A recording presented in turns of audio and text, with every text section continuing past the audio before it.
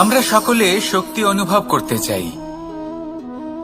এবার যদি আপনাকে জিজ্ঞেস করা হয় যে সবথেকে বেশি শক্তির অনুভব কোথা থেকে করা সম্ভব, তখন কেউ কেউ বলবেন পুষ্টিকর আহার গ্রহণ করলে, ব্যায়াম করলে, কেউ বলবেন ধন লাভ করলে, বন্ধুদের থেকে, পরিবারের থেকে, আদি ইত্যাদি। এইভাবে আপনি শক্তির অনুভব অবশ্যই করতে পারেন, কিন্তু সবথেকে বেশি শক্তির অনুভব যদি আপনি করতে চান তাহলে তা পাবেন শুধু একতার দ্বারা, সংগঠনের দ্বারা। যদি আপনাকে উদাহরণ দিই, নিজের এই হাতটাকে দেখুন, 5টা আঙুল রয়েছে। কোনো একটা বস্তুকে নিজের একটা আঙুল দ্বারা তুলে ধরার চেষ্টা করে দেখুন, বড়ই কষ্ট হবে। তখন আপনি বুঝতে পারবেন যখন এই 5টি আঙুল একত্রিত হয় তখন কোনো কাজ কতটা সহজ হতে পারে। এটাই হলো শক্তি, একতার। সবথেকে ভালো উদাহরণ যদি আপনাকে দিই তাহলে বাঁশি। এই বাঁশি থেকে অত্যন্ত মধুর সুর নির্গত হয় যা সবার মন প্রসন্ন করে দেয়। এই কথা সত্যি, কিন্তু এই বাঁশি আমি একটা বা দুটো আঙুল দিয়ে বাজাতে পারবো না। আমাকে প্রত্যেকটা আঙুল ব্যবহার করতেই হবে, তবেই এর থেকে মধুর সুর নির্গত হবে যা সকলকে প্রসন্ন করবে, ঠিক কিনা? ঠিক এইভাবেই যদি আপনি চান যে আপনার জীবনরূপী বাঁশি থেকেও মধুর সুর নির্গত হোক বা সবার মনকে প্রসন্ন করে তুলুক, তাহলে আপনাকেও জীবনে একতা নিয়ে আসতেই হবে। আপনি একাও কর্ম করতে পারেন, পথ চলতেও পারেন, সামনেও এগোতে পারেন, সাফল্যও লাভ করতে পারেন। কিন্তু যখন সকলে একসাথে এগোবেন, সেই পথে চলবেন, সেই কর্মই করবেন, তখন লক্ষ্যে অবশ্যই পৌঁছবেন, সাফল্য অবশ্যই লাভ করবেন। কিন্তু সেই সাফল্য এবং তার আনন্দর সংমিশ্রণটাই একটু অন্যরকম হবে। তাই জীবনে ঐক্যবদ্ধ হন, একসাথে মিলে এগোতে থাকুন, আর আমার সাথে ভালোবেসে বলুন রাধা রাধা। মানুষের জীবনে 2 ধরনের আবেগ থাকে যা চিরকাল তার সাথে বসবাস করে। প্রথম, স্বপ্ন। দ্বিতীয়, অজুহাত। মানুষ হাজার হাজার স্বপ্ন দেখতে পারে। আমাকে এই কাজ করতে হবে, আমাকে ওখানে ঘুরতে যেতে হবে, আমায় জীবনে এই অসম্ভব কাজ বাস্তবায়িত করে দেখাতে হবে, আদি ইত্যাদি। এবার ঠিক যেমন স্বপ্ন দেখেন সেইভাবে অজুহাতও খুঁজে নিয়ে আসেন। আমি এই স্বপ্ন পূরণ করতে পারলাম না, কারণ আমাকে কেউ সাহায্যই করল না, কারণ আমি দুর্বল হয়ে পড়েছিলাম, কারণ আমার কাছে সময়ই ছিল না, আদি ইত্যাদি। এবার সাফল্য এবং অসফলতার মাঝখানে এই ধরনের সংঘর্ষ হতে থাকে।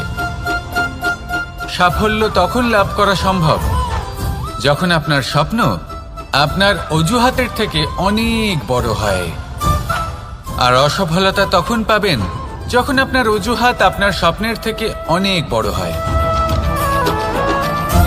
আপনি যদি সাফল্য লাভ করতে চান তাহলে চেষ্টা করতে থাকুন, পরিশ্রম করুন। যদি অসফল হন তাহলে ভয়ভীত হওয়ার কোনো প্রয়োজন নেই। নিজের ভুল বুঝুন, তাকে শুধরে নিন, আবার চেষ্টা করুন। কিন্তু যদি নিজের জীবনে অজুহাত নিয়ে আসেন তখন স্বপ্ন কখনো পূরণ হবে না। আসুন আমার সাথে ভালোবেসে বলুন রাধা রাধা। আমার জীবনে পরিচয় হয়েছে অনেক ব্যক্তির সাথে, ভিন্ন ভিন্ন ধরনের মানুষ। এনাদের সাথে আলাপ হয়ে খুব ভালো লেগেছে, অনেক শিক্ষাও লাভ করেছি। আমি তাদের সাথেও আলাপ করেছি যারা অনেক উচ্চ স্তরে পৌঁছে গেছেন, আবার তাদের সাথেও যারা নিজেদের জীবনে বিশেষ কিছু করতে পারেননি। তাদের সাথেও পরিচয় হয়েছে যারা সফল, আবার তাদের সাথেও যারা অসফল। এবার এই সবই একই রকম মনে হয়। এদের মধ্যে পার্থক্য শুধুই মানসিকতার। যখনই কোনো অসফল ব্যক্তির সাথে পরিচয় হয়েছে তখনই দেখেছি তাদের কাছে সবসময় একটা অজুহাত রয়েছে যে কেন তারা সফল হতে পারেননি। কখনো তারা দোষ দিয়ে থাকেন তাদের ভাগ্যকে, তাদের পরিস্থিতিকে, দোষারোপ করতে থাকেন তাদের মাতা পিতাকে, আত্মীয়দের, বন্ধু বান্ধবদের। কোনো না কোনো অজুহাত সবসময় এদের কাছে থাকে যে কেন তারা সফল হতে পারেননি। সেখানেই যখন সফল ব্যক্তির সাথে পরিচয় হয় তাদের কাছে সবসময় একটা কারণ থাকে যে কিভাবে এই সমস্যাগুলির ঊর্ধ্বে উঠে সাফল্য লাভ করা যায়। আর সেই কারণ হলো যে যাই হয়ে যাক না কেন সাফল্য লাভ করতেই হবে।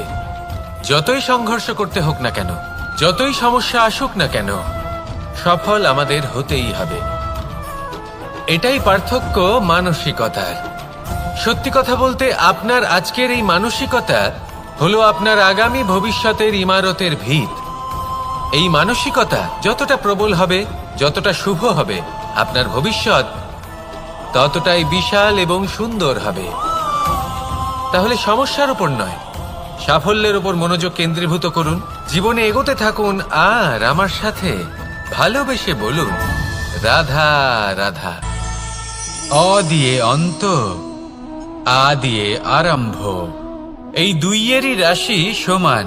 যদি আপনি মন দিয়ে দেখেন তবে দেখবেন এদের সম্পর্ক খুবই নিবিড়। কিভাবে? যখন কোনো কিছু শুরু হয় এটা নিশ্চিত হয়ে যায় যে তা সমাপ্তও হবে। আরম্ভই যদি না হয় তা সমাপ্তও হবে না। যা আরম্ভ হয়েছে তার সমাপ্তি হলো অবশ্যম্ভাবী। এটাই হলো প্রকৃতির নিয়ম, একে এড়ানো যায় না। এবার এই কথা আমরা সকলে জানি। এবার মানুষ কি ভাবে যে সমাপ্তির পরে কি হতে পারে, এর উত্তর তাদের কাছে নেই।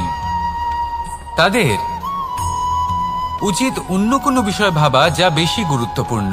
এবার মানুষ এটা জানে না যে মৃত্যুর পরে কি হতে পারে, কিন্তু এই কথা অবশ্যই জানে যে জন্ম থেকে মৃত্যু পর্যন্ত এই সময়, যাকে আমরা জীবন বলে থাকি, এই সময় আমরা কর্ম করতে পারি। এই কথা তো আমরা জানি। তাহলে এমন কি কর্ম করা যেতে পারে যা আমাদের সমাপ্তির পরও আমাদের প্রাসঙ্গিক করে রাখতে পারে, এই বিষয়ে ভাবা উচিত। যে জন্মগ্রহণ করেছে তার মৃত্যু হবেই, এটা সাধারণ বিষয়। কিন্তু ইতিহাস আজও সেই সকল মানুষজনকে স্মরণ করেন যাদের এই সংসার তাদের মৃত্যু নয়, বরং তাদের জীবনকালে যে কর্ম তারা করেছেন তার দ্বারা মনে রাখেন। সেই কর্মের কারণে এই সংসারে তাদের নাম, তাদের কর্ম, তাদের ব্যক্তিত্ব, তাদের কীর্তি অমর হয়ে থাকে এবং থাকবে। আপনার কাছে এতটা সময় নেই যতটা আপনার মনে হচ্ছে আপনার কাছে আছে। সেই জন্য যত শীঘ্র সম্ভব শ্রেষ্ঠ কর্ম করুন, যতটা পারবেন ততটা অধিক সুকর্ম করুন। এই সংসারে নিজেকে অমর করে তুলুন আপনার মৃত্যুর পরেও, আর আমার সাথে ভালোবেসে বলুন রাধা রাধা। দীপাবলি আমাদের সবথেকে বড় উৎসব। শ্রীরাম রাবণকে পরাস্ত করে 14 বছরের বনবাস কাটিয়ে আবার অযোধ্যায় ফিরে এলেন অমাবস্যার রাত্রে। অযোধ্যায় সবাই খুব প্রসন্ন ছিলেন, খুবই উৎসাহিত ছিলেন। অযোধ্যায় সহস্র প্রদীপ প্রজ্বলিত করা হয়েছিল এই উৎসবে। একে আমরা দীপাবলি বলে থাকি। এবার এই বিষয়ে আমরা সকলে জানি। আপনি কি এটা জানেন যে শ্রীরাম বাস্তবে অমাবস্যার এক রাত আগেই অযোধ্যায় পৌঁছে গেছিলেন? সবার সামনে অমাবস্যার রাতে এসেছিলেন। এর কারণ কি? শ্রীরাম প্রমাণ করতে চেয়েছিলেন যে যে কোনো সময়, দিন হোক বা রাত, শুভ বা অশুভ হয় না। শুভ অশুভ কিছু থাকলে তা হলো মানুষের চিন্তা, তার ভাবনা, তার নির্বাচন আর তার কর্ম। নিজেই দেখে নিন, শ্রীরাম শুভ কাজ করে ফিরেছিলেন এবং অমাবস্যার মতো গভীর এক রাত্রিকেও দীপাবলিতে পরিবর্তিত করেছিলেন। এমনটাই যদি আমরা করতে পারি, তাহলে এমন কোন গৃহে যান যেখানে অসহায় ব্যক্তি রয়েছেন, যা অন্ধকারচ্ছন্ন, আর সেখানে প্রকাশ প্রজ্বলিত করুন। প্রকাশ সহায়তার, প্রেরণার, আশার। যদি এমন কিছু আমরা করতে পারি তাহলে তাকে প্রকৃত অর্থে দীপাবলি বলা যেতে পারে। তাহলে নিজের পরিবারের সাথে দীপাবলি পালন করুন। আপনাদের শুভেচ্ছা জানাই। আসুন আর আমার সাথে ভালোবেসে বলুন রাধা রাধা। কোনো এক সময়ের কথা, একজন জেলের একটা ছোট্ট পুত্র ছিল। সে ভাবল যে আমি আমার বাবার মতোই মাছ ধরব।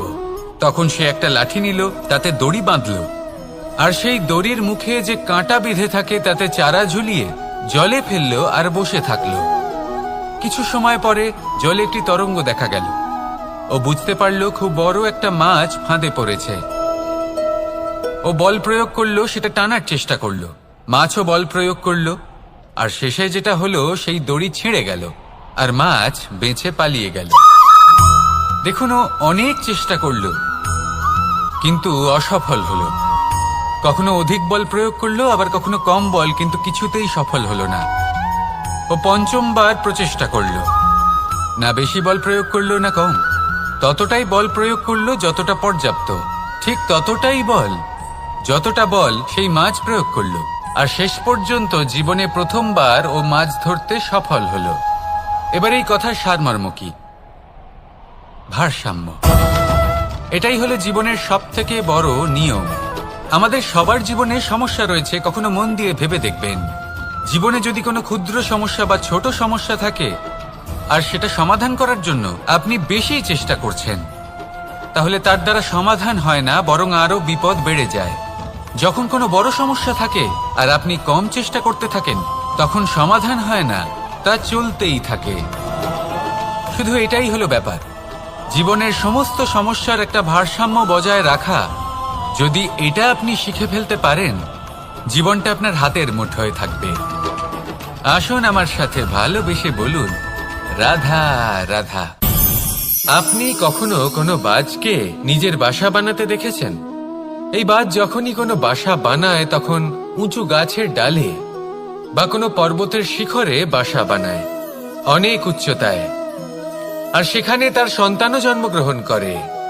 যখন এই সন্তানেরা জন্মায়, তখন এই বাজ খুবই ভালোবেসে এবং খুব সাবধানে এদের পালন পোষণ করে। নিজের ঠোঁট দিয়ে তাদের ঠোঁটে খাবার পরিবেশন করে। কিন্তু যেই সেই সন্তানেরা হৃষ্টপুষ্ট হয়ে যায় এবং সেই কথা বাজ নিজে বুঝতে পেরে যায়, সেই বাজ নিজেই সেই বাসা ছিন্ন ভিন্ন করে দেয়।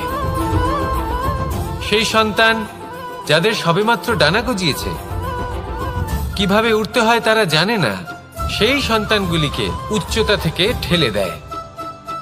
সেই সন্তান প্রথমে ভয়ভীত হয়ে যায়। তারা সামনে মৃত্যুকে দেখতে পেয়ে ভয়ের কারণে তাদের ডানা ঝাপটাতে থাকে, আর সেই প্রক্রিয়াতেই সেই সন্তানগুলি উড়তে শুরু করে দেয়। এবার এই ঘটনায় আমরা কি শিক্ষা পেতে পারি? এটাই, যদি আপনি মাতা পিতা হন তাহলে নিজের সন্তানকে অবশ্যই স্নেহ করুন, কিন্তু তাদেরকে নিজের আঁচলের তলায় বেঁধে রাখবেন না। যদি আপনি চান আপনার সন্তান জীবনে উন্নতি করুক, তাহলে নিজের মুঠো থেকে তাদের স্বতন্ত্র করে দিন, এই সংসারে সংঘর্ষ করতে দিন। সেই সন্তান নিজেই বুঝতে পারবে যে জন্মের সময় পাওয়া ডানা কি করে ব্যবহার করতে হয়। আর আপনার চোখের সামনে আপনার সন্তান এই আকাশে উড়তে থাকবে। তাহলে আসুন আমার সাথে ভালোবেসে বলুন, রাধা রাধা। কখনো কোনো চাতককে দেখেছেন? একটা চাতক বর্ষার জন্য অপেক্ষা করে, সেই বর্ষার জলে নিজের তৃষ্ণা নিবারণ করে, নয়তো সারা বছর তৃষ্ণার্ত থেকে যায়। ও আকাশের দিকে তাকিয়ে থাকে আর অপেক্ষা করে যে কবে বর্ষা হবে আর কবে আমি আমার তৃষ্ণা নিবারণ করব। সেখানে অন্যদিকে একটি কাক বা একটা পায়রা, এরা কি করে? যেখানে জল পায় পান করে নেয়, যেখানে খাবার পায় খেয়ে নেয়, আত্মীয় স্বজন বন্ধু বান্ধব যাকেই পায় তার সাথে সময় কাটায়, খাবার খায় আর চলে যায়। এবার এদের মধ্যে মিল কোথায় আর পার্থক্য কোথায়? দুজনের কাছেই ডানা রয়েছে, দুজনেই উড়তে পারে। এই আকাশ হলো ওদের, খাবারের দানা ওদের। পার্থক্য হলো তাদের অভিলাষার, পার্থক্য হলো তাদের আকাঙ্ক্ষার, পার্থক্য জীবন যাপনের ধরনের। এবার যত বেশি আকাঙ্ক্ষা থাকবে, যত দামি জীবন যাপন করার ইচ্ছে থাকবে, তত বেশি কষ্ট আপনাকে সহ্য করতে হবে। আবার অন্যদিকে জীবন যত সরল হবে, জীবন যাপন যত সরল হবে, সমস্যা ততটাই কম হবে। তাই সবসময় চেষ্টা করবেন আপনার মানসিকতা এবং আপনার জীবন যেন সরল হয়। ভালোবাসতে থাকুন। যদি কেউ আপনাকে ভালোবাসে, তাকেও আপনি ভালোবাসা ফিরিয়ে দিন। তাদের সাথে কথা বলুন, কিছু তাদের কথা শুনুন, কিছু নিজের কথা বলুন।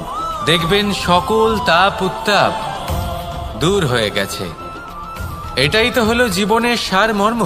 তাই প্রেমে থাকুন, ভালোবাসুন, আর ভালোবেসে আমার সাথে বলুন, রাধা রাধা। একবার একজন সাধক ওনার শিষ্যদের একটা কাজ দিলেন। একটা দুর্লভ জড়িবুটি নিয়ে আসতে বললেন।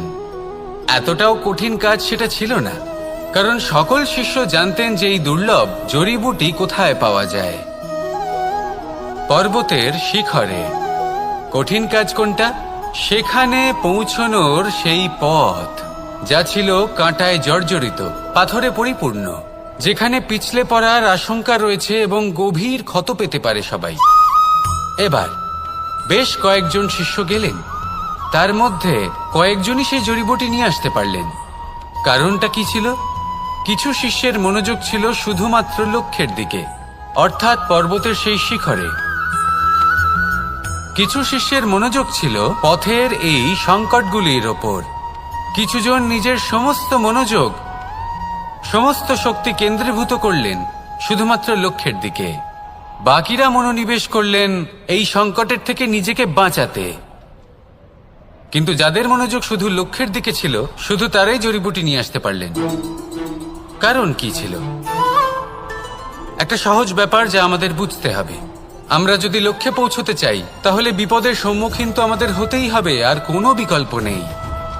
যন্ত্রণাও হবে, পায়ে কাঁটাও হয়তো ফুটতে পারে, হয়তো পড়েও যেতে পারেন, হয়তো রক্তপাতও হতে পারে। কিন্তু তার সাথেই সাফল্য অর্জনের যে আনন্দ, সেটাও পাওয়া যায়। সেই জন্য নিজের মনোযোগ সবসময় লক্ষ্যের দিকে রাখুন, পথের সেই বিপদগুলির দিকে নয়। সত্যি কথা বলতে, এই বিপদ এটা কিছুক্ষণের, আজ আছে কাল নাও থাকতে পারে। কিন্তু যদি লক্ষ্যকে প্রাপ্ত করতে পারেন, তাহলে তার আনন্দ আপনার সাথে সারা জীবন রয়ে যাবে। তাহলে লক্ষ্য প্রাপ্ত করুন আর আমার সাথে ভালোবেসে বলুন, রাধা রাধা। এই সংসারে সবাই বলেন, আমি অর্জুনের মতো হয়ে উঠতে চাই। সবাই চায় যে তারাও যেন অর্জুনের মতো গান্ডীব লাভ করে। তারাও চায় যে তাদেরকেও মহাদেব এসে পশুপতি অস্ত্র দান করবেন। তারাও এটাই চায় মহাভারতের মতো মহাসংগ্রামে বিজয়ী হতে। কিন্তু সবাই ভুলে যান যে অর্জুন যা হতে পেরেছিলেন, সবকিছুই অর্জন করেছিলেন। যদি আপনিও অর্জুনের মতো গান্ডীব লাভ করতে চান, তবে আপনাকেও তার মতোই শ্রেষ্ঠ কাঠ নির্বাচন করতে হবে। সেই কর্ম আপনাকেই করতে হবে। তার প্রত্যঞ্চা যাতে তীব্র হয়, তার জন্য আপনাকে সর্বশ্রেষ্ঠ দড়ি খুঁজে বের করতে হবে। আপনার বাণ যাতে ঘাতক হয়, সেই জন্য আপনাকে নতুন নতুন ধাতু খুঁজে বের করতে হবে। সেই শিক্ষা আপনাকে লাভ করতে হবে, তবেই আপনার ইচ্ছে পূর্ণ হবে। অর্জুন হওয়া বড়ই সরল, যদি আপনি কিভাবে অর্জন করতে হয় তা জানেন। শুধুমাত্র স্বপ্ন দেখেন যারা, তারা কখনোই অর্জন করতে পারবেন না।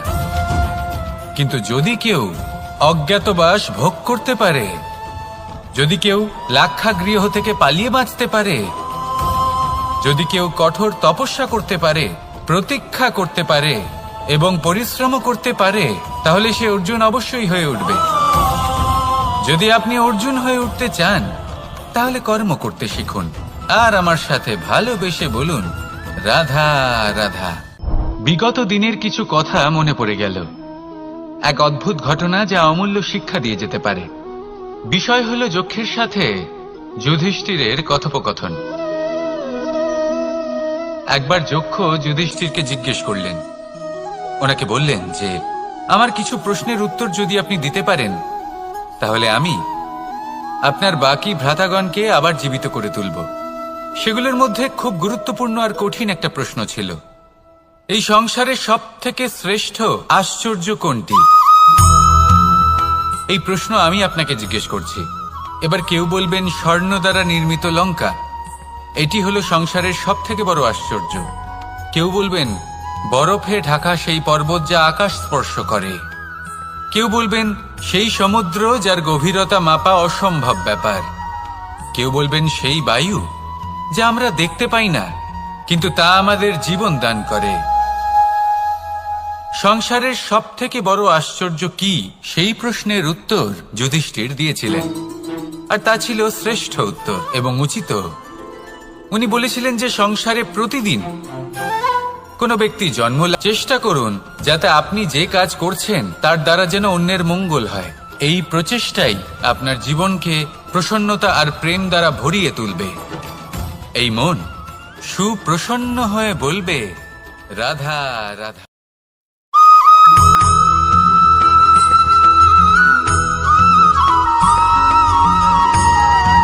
অন্ধকারাচ্ছন্ন রাত্রি যদি এসে থাকে, তাহলে আলোকিত প্রকাশ নিয়ে সূর্যও অবশ্যই আসে। রোগ যদি এসে থাকে, তাহলে তার ওষুধও অবশ্যই আসে। সমস্যা যদি আসে, তাহলে সেই সমস্যার সমাধানও নিজে থেকেই আমাদের কাছে চলেই আসে। এই সংসার, এই জীবনের শুধুমাত্র একটাই নিয়ম আছে, আর তা হলো এটাই, এই সংসার হলো একটা চক্রের মতো। এতে শাশ্বত বলে কিছু নেই, নিত্য বলে কিছু নেই, আর যা কিছুই রয়েছে সব বদলাতে চলেছে। যদি আপনার জীবনে দুঃখ থাকে, সমস্যা থাকে, যদি আপনি বিপদ দ্বারা আচ্ছন্ন, তাহলে মনে রাখবেন সবকিছু বদলে যেতে চলেছে। দুঃখের সময় কাঁদবেন না, মনকে আরো দুঃখী করে তুলবেন না, কারণ এখানে যা কিছুই এসেছে তা যাওয়ার জন্যই এসেছে। তাহলে এত চিন্তা কিসের? আনন্দ সহকারে জীবন যাপন করুন, আর আমার সাথে ভালোবেসে বলুন, রাধা রাধা। যদি কোনো সিংহ বানরের মতো গাছে চড়তে চেষ্টা করে, তাহলে কি হবে? একটা মাছ যদি মাটিতে হাঁটতে চেষ্টা করে, তাহলে কি হবে? তারা বিফলই হবে। কিন্তু এরকম কেন হয়? তার কারণ হলো প্রকৃতির রচনা কিছুটা এরকম। এখানে প্রত্যেকটি ব্যক্তিকে, প্রত্যেকটি প্রাণীকে আলাদা আলাদা গুণের অধিকারী করা হয়েছে, এবং সকলকে একটা সীমাও প্রদান করা হয়েছে। এবার এই যে বৃক্ষ, পশু, পাখি, এদের মধ্যে সেই ক্ষমতাই নেই যে এরা নিজেদের যাচাই করতে পারবে, নিজেদের সীমাগুলো বুঝতে পারবে, নিজেদের সদ্গুণগুলো চিনতে পারবে। এরা সেটা করতে পারবে না। কিন্তু মানুষ তো আলাদা। মানুষের কাছে সেই বিশেষ শক্তি আছে যে তারা পূর্ণরূপে নিজেদের যাচাই করতে পারবে, নিজেকে পূর্ণরূপে বুঝতে পারবে, নিজের দোষ, নিজের অপগুণ, নিজের সদ্গুণ, নিজেদের সীমাগুলো তারা বুঝতে পারবে। আর এটা অত্যন্ত গুরুত্বপূর্ণ। কথায় আছে যে যদি সাফল্য লাভ করতে হয়, তাহলে নিজেকে যাচাই করে নিতে হবে। তাই নিজেকে যাচাই করুন, নিজের সাথে পরিচিত হয়ে যান, এবং জীবনে কর্ম করতে থাকুন। সাফল্যের শিখরে অবশ্যই পৌঁছে যাবেন। আর ওখানে যদি যান, তাহলে এই মন প্রসন্ন হয়ে অবশ্যই বলবে, রাধা রাধা। বনের মধ্যে যদি আপনি কোনো বিষাক্ত সাপ দেখেন, তাহলে কি করবেন? আপনি তখনই তার থেকে দূরে পালাতে চেষ্টা করবেন। আর এটা কেন করবেন? নিজের রক্ষার্থে। এই কথা আমি নয় মেনে নিলাম, কিন্তু নিজের জীবনে এটা করেন না কেন? আপনি যেখানেই যান, যে স্থানেই যান না কেন, প্রত্যেক সময়, প্রত্যেক মুহূর্তে এমন বিষাক্ত সাপ আপনি অবশ্যই খুঁজে পাবেন। আর সেই সাপ নয় যাদের আপনি বনে খুঁজে পাবেন, এরা হলো সেই সাপ যা আপনাকে পাপ করতে বাধ্য করবে। আপনার অন্তরের বাসনা, ক্রোধ, অহংকার, লোভ, ঈর্ষা, এদের বৃদ্ধি ঘটাবে। দেখুন, বনের এই সাপ আপনাকে একবার ছেড়ে দিতেও পারে, ছোবল নাও মারতে পারে, কিন্তু এই যে পাপরূপী সাপ আছে, তা অবশ্যই ছোবল মারবে। কর্ম যদি করেন, তাহলে অবশ্যই ফল পাবেন। সেই জন্য যখনই কোথাও যাবেন, যদি এমন কাউকে দেখেন, যদি এমন কিছু দেখেন যে আপনাকে পাপ করতে বাধ্য করছে, তাহলে সেই মুহূর্তে সেখান থেকে পালিয়ে যান। যেমন বনের সাপ দেখে আপনি পালাতে থাকেন। সৎকর্মের রক্ষা অত্যন্ত আবশ্যক। আসুন আর আমার সাথে ভালোবেসে বলুন, রাধা রাধা। মনুষ্য জীবনের সব থেকে বেশি গুরুত্বপূর্ণ বিষয় হলো মনের একাগ্রতা। এই সংসারের যে কটি মহান কার্য সম্পাদন হয়েছে, তা হলো মনের এই একাগ্রতার একমাত্র ফল। আপনি অবশ্যই দেখে থাকবেন, অনেক ছোট বড় নদী যা বয়ে চলে, তাদের সামনে একটা বাঁধ নির্মাণ করা হয় সেই সব নদীর জল সঞ্চয় করতে। বাঁধ হয়ে গেলে প্রয়োজন মতো বা মনের ইচ্ছে মতো তাকে ব্যবহার করা সম্ভব। এবার এটাই আমাদের মনের সাথেও সম্ভব। আমাদের মনের একাগ্রতা আজকের দিনে দাঁড়িয়ে বিভিন্ন ধরনের বিকার, ক্রীড়া এবং ভোগের মধ্যে ভাগ হয়ে গেছে। একে একত্রিত করতে হবে, একটা বাঁধ নির্মাণ করতে হবে, কর্মের বাঁধ। আপনাকে শুধু এটাই করতে হবে, যেটা উচিত কর্ম সেটাই করুন, যেটা অনুচিত কর্ম সেটা করা থেকে নিজেকে বিরত রাখুন। ব্যাস, এই কাজটাই আপনি করতে থাকুন, মনের মধ্যে একাগ্রতার বাঁধ নির্মাণ করুন। আর একবার যদি তা নির্মাণ হয়ে যায়, তাহলে যখন চাইবেন, যেখানে চাইবেন, যতটা চাইবেন, একাগ্রতা প্রয়োগ করতে পারবেন। আর একবার যদি আপনি এটা শিখে যান, তাহলে এই সংসারকে বদলে ফেলার মতো কাজ আপনি করতে পারবেন, সমাজকে শোধরাবার মতো কাজ করতে পারবেন। তাহলে এই মনকে একাগ্র করুন আর আমার সাথে ভালোবেসে বলুন, রাধা রাধা। আমরা সবাই ফল খাই, কিন্তু আমাদের সেই ফলই প্রিয় হয় যে পরিপক্ক হয়ে ওঠে, যেটা নম্র হয়, আর যে ফল অনেক বেশি মিষ্টি আর সুস্বাদু হয়ে থাকে, যাদের রঙে বাহার দেখা যায়। সেইভাবে জীবনে আমরা নানান মানুষের সাথে পরিচিত হই, কিন্তু সেই মানুষই আমাদের মন ছুঁয়ে যায় যারা বিনম্র স্বভাবের, যাদের বাণী খুব মধুর, যাদের অন্তরে আত্মবিশ্বাসের একটা তেজ, একটা রং দেখা যায়। এবার এমন ব্যক্তি আমরা কি করে হব? ঠিক সেইভাবেই যেমন একটা ফল রোদ, বর্ষা, শীত, বায়ু এই সকল সংকটময় পরিস্থিতির সম্মুখীন হয়ে পরিপক্ক হয়ে ওঠে, সেইভাবেই মানুষ সংকটময় পরিস্থিতির সম্মুখীন হয়ে পরিপক্ক হয়ে ওঠেন। যদি এই সংকটের সম্মুখীন হন, তাহলে অভিজ্ঞ হবেন, আর এই অভিজ্ঞতাই শিক্ষা দিয়ে যাবে। এই অভিজ্ঞতা আমাদের শিখিয়ে দেয় যে আমাদের বিনম্র থাকতে হবে। অহংকার করে কোনো লাভ নেই। মধুর বাণীর যে কি মূল্য তা আমরা শিখতে পারি। এই অভিজ্ঞতাই আমাদের বুঝিয়ে দেয় যে উচিত অনুচিত কোনটা, আমাদের দৃষ্টিভঙ্গি তৈরি করে, আর এই দৃষ্টিভঙ্গি দ্বারা আত্মবিশ্বাস জাগ্রত হয়। সেই জন্য জীবনে কখনো বিপদ থেকে দূরে পালাবেন না, সেগুলোর সম্মুখীন হন, অভিজ্ঞতা লাভ করুন, তার থেকে শিক্ষা লাভ করুন, এইভাবেই পরিপক্ক হবেন। আসুন আমার সাথে ভালোবেসে বলুন, রাধা রাধা। ধন সঞ্চয় করা সম্ভব, আর সেই জন্য ধন সব থেকে বেশি মূল্যবান সম্পত্তি নয়। এবার আপনি বলবেন, এ আমি কি বলছি? এই ধন খুব মূল্যবান, আমরা সকলে অর্জন করতে ব্যস্ত। সেটা এই কারণে, কারণ আপনারা জানেন না এই সংসারের সব থেকে বেশি মূল্যবান সম্পত্তি কি।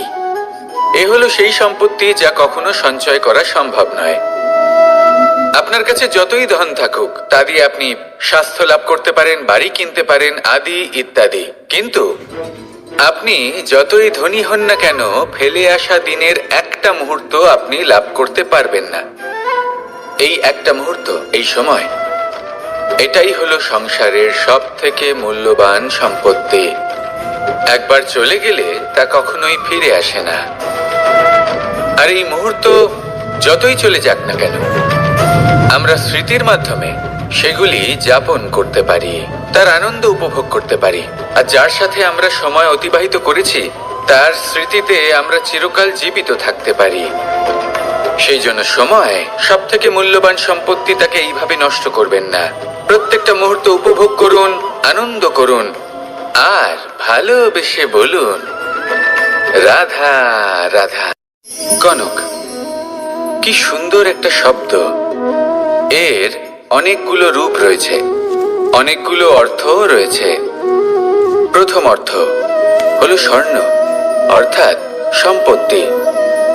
দ্বিতীয় অর্থ ধুতুরা, অর্থাৎ গাছের ছোট একটা বীজ, যা কিনা অত্যন্ত শক্তিশালী হয়। যদি বেশি মাত্রায় এর প্রয়োগ করা হয়, তাহলে এটা বিষময় হয়ে উঠতে পারে। এই হলো সেই ধুতুরা যার প্রয়োগ মহাদেবের পুজোতে করা হয়। এবার প্রশ্ন হলো এটাই যে এই স্বর্ণ এবং এই ধুতুরার মধ্যে মিল কি রয়েছে। মিল হলো এটাই যে এই দুটোই মানুষকে মত্ত করে তোলে। ধুতুরা মানুষকে তখন মত্ত করে যখন তাকে সেবন করা হয়, কিন্তু স্বর্ণ, ধন, সম্পত্তি, মানুষ সেটা যতটাই অর্জন করে নেয় সেটাই যথেষ্ট। এই স্বর্ণ মানুষের ভাবনা চিন্তা করার ক্ষমতাকে বশ করে ফেলে। মানুষ সম্পত্তির লোভে মত্ত হয়ে ওঠে, কারণ যে যত চমৎকারী, যতটা অমূল্য হয়, তাকে সামলানো কিন্তু ততটাই কঠিন, তাই না?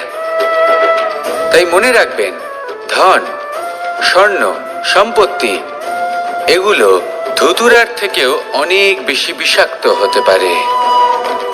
তাই এর ওপর আত্মসংযমের একটা কবচ পরিয়ে রাখবেন এবং বিবেকের শক্তির সাথে এগুলো প্রয়োগ করুন, তবেই কল্যাণ হবে।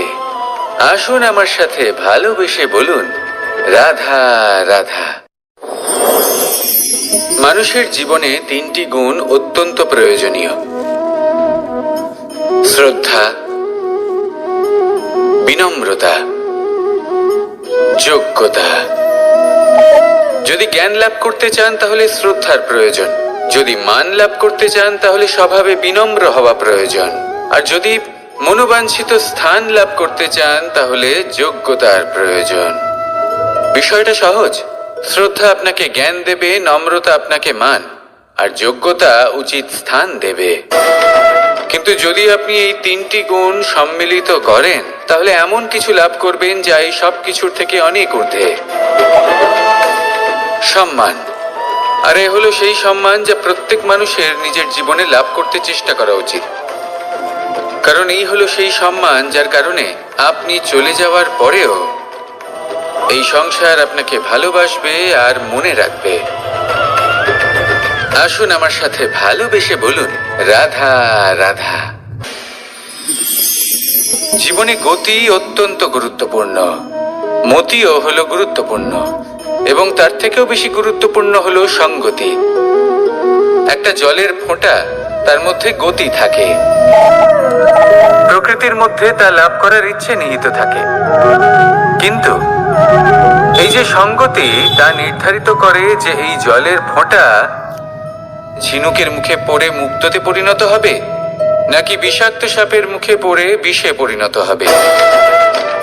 এবার দেখুন, এই জঞ্জাল স্বর্ণকারের দোকানের সামনেও থাকে এবং জঞ্জাল একজন ব্যবসাদারের দোকানেও থাকে, কিন্তু জঞ্জাল যা স্বর্ণকারের দোকানে থাকে তা ব্যবসাদারের দোকানের জঞ্জালের থেকে অনেক বেশি মূল্যবান, কারণ তার মধ্যে সোনার কণার সঙ্গতি থাকে। সেই জন্য জীবনে সঙ্গতির ওপর বিশেষ গুরুত্ব দেবেন। যেমন সঙ্গতি তেমনই আপনি হবেন। আসুন আমার সাথে ভালোবেসে বলুন, রাধা রাধা। প্রত্যেক প্রাণী ভালোভাবে জীবন যাপন করতে চান, এটা তাদের স্বভাবে আছে এবং ভাবাটা অনুচিত নয়। কিন্তু একটা ভালো জীবনের গুরুত্বপূর্ণ অংশ কোনটা? বসবাসের স্থান। সেই স্থান যেখানে আমরা জীবন অতিবাহিত করি। এবার মানুষ ভাবতে পারেন যে একটা ভালো বাসস্থানের অর্থ কি? সেই স্থান যেখানে সহজে জল পাওয়া যায়, যেখানে শুদ্ধ বায়ু পাওয়া যায়, যেখানে আনাজ উৎপন্ন হয়। এটা জীবনযাপনের জন্য পর্যাপ্ত বটে, কিন্তু ভালো জীবনযাপনের জন্য আরো একটা কথা আপনাকে বুঝতে হবে। সাধু, জ্ঞানী, পণ্ডিত ব্যক্তি, এই সকল মহাপুরুষ, এনাদের যে বাসস্থান তা অত্যন্ত বিশেষ হয়। এখানে এক ধরনের বিশেষ ইতিবাচক শক্তি থাকে, এমন একটা স্থান যেখানে দেবতারাও বিচরণ করেন। জীবন আমরা সবাই যাপন করি, কিন্তু জীবনের উদ্দেশ্য শুধুমাত্র জীবন যাপন করা নয়। জীবনের উদ্দেশ্য হলো মুক্তি লাভ করা। আর এই সকল সাধু, জ্ঞানী, পণ্ডিত ব্যক্তি, এই সকল মহাপুরুষ আপনাকে মুক্তির পথে নিয়ে যেতে পারেন, কারণ এরা হলেন সেই মহাপুরুষ যারা নিজেদের অন্তরের বিকার, অহংকার, ক্রোধ, বিদ্বেষ এই সকল দোষগুলিকে ত্যাগ করেছেন, এদের উপর বিজয় লাভ করেছেন। এমনই একজন ব্যক্তি আপনাকে মুক্তির পথে নিয়ে যেতে পারে। প্রয়োজন হলো শুধুই এনাদের চিনতে পারা, এদের কথা বুঝতে পারা এবং এদের দেখানো পথে চলা। যদি আপনি এটা করতে পারেন তাহলে এই মন প্রফুল্ল হয়ে বলবে, রাধা রাধা। আমি এখানে একা এই বনে বসে আছি, বাঁশি বাজাচ্ছি। কার জন্য? কে আছেন এখানে? কেউ নেই। আমার প্রজা, আমার রাজ্য, আমার পরিবার আমার থেকে অনেক দূরে আছেন। আমি এখানে একা এই বনে বসে এই আকাশের এই রঙের, গাছের এই সব ফলের, মাটির সুবাসের আনন্দ উপভোগ করছি। কেন? আমি হলাম দ্বারকাধীশ। এমন কি রাজকীয় বা ভৌতিক সুখ রয়েছে যা আমি ওখানে পেতে পারি না? সবকিছুই পেতে পারি, তাও এখানে বনে একা বসে আছি। কোন সুখ খুঁজে চলেছি? একা থাকার সুখ। আমরা প্রত্যেকদিন অনেক মানুষের সাথে, চিন্তাধারার সাথে, কর্মের সাথে, পরিস্থিতির সাথে, সুখ দুঃখের দ্বারা বেষ্টিত থাকি। জীবনের এই চক্রে আমরা জড়িয়ে পড়তে থাকি। যতই আমরা এই সমস্যার সমাধান করি, আমরা ততই এতে জড়িয়ে পড়ি। আমরা এতটাই জড়িয়ে পড়ি যে যখন আমরা আয়নায় নিজেদের দেখি, তখন আমরা নিজেদের চিনতেই পারি না। এমন মনে হয় যেন আমরা নিজেদের হারিয়ে ফেলেছি। সেই জন্য প্রত্যেক দিন আপনি কিছু সময় নিজের সাথে কাটান একান্তে। এটা অত্যন্ত আবশ্যক। নিজের অস্তিত্বের গভীরে গিয়ে দেখতে শিখুন, নিজেকে বুঝুন।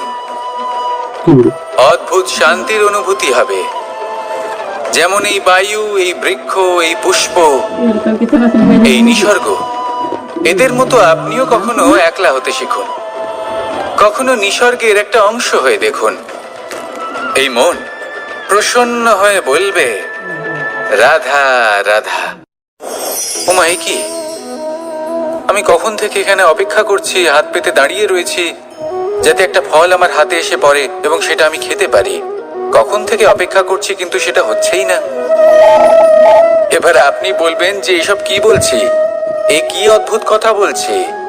যদি ফল খেতে হয় তাহলে আমাকে বৃক্ষে চড়তে হবে, ফলের কাছে পৌঁছতে হবে, তবেই তো ফল পাবো। এবারে এটা অত্যন্ত সহজ ব্যাপার, কিন্তু এই বিষয়টা আপনি নিজের জীবনের প্রসঙ্গে ভেবে দেখুন। লক্ষ্য কোথায় আছে আপনি জানেন, সেই লক্ষ্যে পৌঁছানোর পথ কি সেটাও আপনি জানেন, সেই পথে চলার ক্ষমতাও আপনার রয়েছে, কিন্তু তাও আপনি নিজের লক্ষ্য লাভ করতে পারছেন না। কেন? কারণ আপনি অপেক্ষা করছেন যে লক্ষ্য আপনার সামনে চলে আসবে, কিন্তু তা হয় না। লক্ষ্য সে যাই হোক না কেন, ধন হোক, প্রেম হোক, কোনো সম্মান হোক বা মোক্ষ হোক, যদি আপনি তার দিকে অগ্রসর না হন তাহলে ফল প্রাপ্তি অসম্ভব ব্যাপার, তা কোনোদিনই হবে না। সেই জন্য আপনার চোখের সামনে আপনি যদি নিজের লক্ষ্যকে দেখতে পান, তাহলে উঠুন এবং সেই দিকে অগ্রসর হতে শুরু করুন। নিজের অন্তরের সকল অশুভ গুণ দূর করুন, অলসতা ত্যাগ করুন, অজ্ঞানতা ত্যাগ করে দিন এবং চলতে থাকুন। অবশ্যই মনোবাঞ্ছিত ফল লাভ করতে পারবেন। মনে রাখবেন, চলতে থাকলে তবেই লক্ষ্য প্রাপ্তি হবে। অপেক্ষার দ্বারা শুধুমাত্র মৃত্যু লাভ হবে। আসুন আমার সাথে ভালোবেসে বলুন, রাধা রাধা। আমি দ্বারকাধীশ এবং আমার সভাতে বিভিন্ন সময় বিভিন্ন ধরনের মানুষ আসেন, নিজেদের দাবি নিয়ে, নিজেদের ইচ্ছে নিয়ে। কখনো কেউ ভোজন চান, আবার কখনো কেউ ওষুধ, কখনো কেউ বস্তু চান, কেউ আবার চান বস্ত্র। কারোর জ্ঞান চাই, কারোর ধন চাই, আবার কারোর বাসস্থান। অনেক সময় আমি এই অনুরোধ, এই ইচ্ছে পূর্ণ করি না। এবার আপনি এটা ভাবতেই পারেন যে কৃষ্ণ তো তাহলে লোভী, ওর কাছে তো সবকিছুই রয়েছে, তারপরেও সে নিজের প্রজার ইচ্ছে পূর্ণ করে না, তাদের সমস্যাগুলি বুঝতে পারে না, তাদের সুখ স্বাচ্ছন্দ্য প্রদান করে না। আসল সত্য হলো এটাই যে কোনো সবল ব্যক্তি, যে কোনো গৃহস্থ ব্যক্তি যে কাজ করতে সক্ষম, তার পরিশ্রম দ্বারাই নিজের প্রয়োজনগুলি এবং ইচ্ছেগুলি পূরণ করা উচিত। এটা অত্যন্ত প্রয়োজনীয়, আর এগুলো তিনি করতে পারেন শিল্প, ব্যবসা, আচরণ অথবা জ্ঞানের ভিত্তিতে। এই পথে চলতে হবে, পরিশ্রম করতে হবে, তবেই সে কিছু অর্জন করতে পারবে। এবার এমন কোনো ব্যক্তি যার এই সব কিছুতে কোনো রুচি নেই, যে কিছুই করতে চায় না, সে কিছুই অর্জন করতে পারবে না। এবার এরকম কোনো ব্যক্তিকে যদি আমি কোনো বস্তু প্রদান করি, তাহলে কি হবে? সে পরাধীন হয়ে যাবে, আর সেটা উচিত হবে না। তাহলে কি করা উচিত? তাকে পথ দেখানো, তাকে বোঝাতে হবে যে কোন পথে চলে তুমি নিজের লক্ষ্য প্রাপ্ত করতে পারবে। শিল্প, জ্ঞান, আচরণ এবং ব্যবসা, এই পথে কিভাবে চলে সেটা শেখাতে হবে, আর আমি সেটাই করি। তার ফলে কি হয়? ব্যক্তি স্বাধীন হয়ে যায়। সংসারে সে যা চাইবে তাই প্রাপ্ত করতে পারবে, কখনো কারোর থেকে কিছু চাইবার প্রয়োজন পড়বেই না। এই কথাটা সবসময় মনে রাখবেন। যখনই দান করবেন তা ভাবনা চিন্তা করে এমন ভাবে দান করবেন যাতে সামনের ব্যক্তি স্বাধীন হতে পারেন, পরাধীন নয়। আসুন আমার সাথে ভালোবেসে বলুন, রাধা রাধা করতে শিখুন। পাণ্ডবরা বন থেকে এসেছিলেন। ওনাদের কাছে না কোনো ধন ছিল, না কোনো সম্পদ, না বিদ্যা। নিজের পরিশ্রমের দ্বারা ওনারা বিদ্যা অর্জন করেছিলেন, আর তার দ্বারাই সম্পদ অর্জন করলেন আর ধনও অর্জন করলেন। এই পাণ্ডব ছিলেন অত্যন্ত কুশল এবং শক্তিশালী। যুধিষ্ঠির নিজের পরিশ্রম দ্বারা এমন জ্ঞান অর্জন করেছিলেন যে এই সংসার ওনাকে ধর্মরাজ যুধিষ্ঠির অভিহিত করেছিল। দেখতে গেলে পাণ্ডবদের কাছে সবকিছুই ছিল, কিন্তু যখন বিষয় এলো আরো ধন লাভ করার, তখন যুধিষ্ঠির, যিনি পাণ্ডবদের মধ্যে জ্যেষ্ঠ, তিনি সকল পাণ্ডবদের সাথে দ্যুতক্রীড়ায় অংশগ্রহণ করে ফেললেন। এর ফলে না শুধু ধনলক্ষ্মী, ধর্মলক্ষ্মী, বিবেক লক্ষ্মীকেও হারালেন, আর শুধু তাই নয়, নিজের গৃহলক্ষ্মী দ্রৌপদীকেও হারিয়ে ফেললেন। এর কারণ কি? ভুলে গেলেন খুব সহজ একটা কথা। এই সংসারে সম্মান এবং সাফল্য দুটোই পরিশ্রমের দ্বারা লাভ করতে হয়, কিন্তু দ্রুতক্রীড়ার এই খেলা আমাদের ভাগ্যের উপর নির্ভরশীল। এই সংসারে দুটি পথ রয়েছে। একটা পথ যেখানে কর্ম এবং পরিশ্রমের দ্বারা আপনি নিজের পথ নিজেই রচনা করতে পারবেন, আর দ্বিতীয় পথ হলো যেখানে এই ভাগ্য এক মুহূর্তে আপনাকে শিখরেও পৌঁছে দিতে পারে, আবার ধূলিসাৎ করে দিতে পারে। আপনি কোন পথ বাছবেন সেই চয়ন আপনারই। আসুন আর আমার সাথে ভালোবেসে বলুন, রাধা রাধা। কোনো এক সময়ের ঘটনা এটা। মা এবং বাবা হাটে গিয়েছিলেন। তখন আমি আর দাদা গিয়েছিলাম গরু চড়াতে। আমরা বাড়ি ফিরে এলাম, আর মা সেই সময় একটা কাজ করতেন। যখনই হাটে যেতেন দরজা তালা বন্ধ করে যেতেন। উনি খুব ভালো করে জানতেন যে যদি ওনার এই মাখন চোর সঠিক সময়ে পৌঁছে যায় তাহলে এক ফোঁটাও মাখন ওনার অবশিষ্ট থাকবে না। এবার ঘটনা কিছুটা এরকম হলো যে মা আর বাবা মাঝে মাঝে হাটে যেতেন, তাই মাঝে মাঝেই দরজা তালা বন্ধ করতে হতো। যখন মা আর বাবা ফিরে এলেন তখন বাবা ভুলে গিয়েছিলেন যে এই চাবির গোছা থেকে ঠিক কোন চাবিটা দরজার তালা খোলার জন্য উপযোগী। উনি চেষ্টা করতে শুরু করে দিলেন। একটার পর একটা চাবি দিয়ে উনি চেষ্টা করতে থাকলেন, কিন্তু সেই দরজার তালা তো খুলতেই চাইছিল না। ওনার মাথা থেকে ঘাম পড়তে শুরু করলো। তখন মা বললেন যে তালা ভেঙে দেওয়া যাক। মা চলে গেলেন, আর বাবা বললেন না না দাঁড়াও, আর কিছু চাবি বাকি আছে, এটা হয়তো খুলতে পারবো। মা হাতুড়ি নিয়ে চলে এলেন সেই তালা ভাঙার জন্য, আর তখনই বাবা শেষ চাবিটা প্রয়োগ করলেন আর দরজার তালা খুলে গেল। যদি উনি চেষ্টা না করতেন তাহলে এই তালাটাও ভেঙে যেত আর চাবিটাও নষ্ট হয়ে যেত, ঠিক কিনা? এবার এই ঘটনাটা আমি দেখেছিলাম, আর আমার মনে হলো যে কখনো কখনো এই চাবির গোছার মধ্যে থেকে শেষ চাবিটাও কিন্তু জীবনের দরজা খুলে দিতে পারে।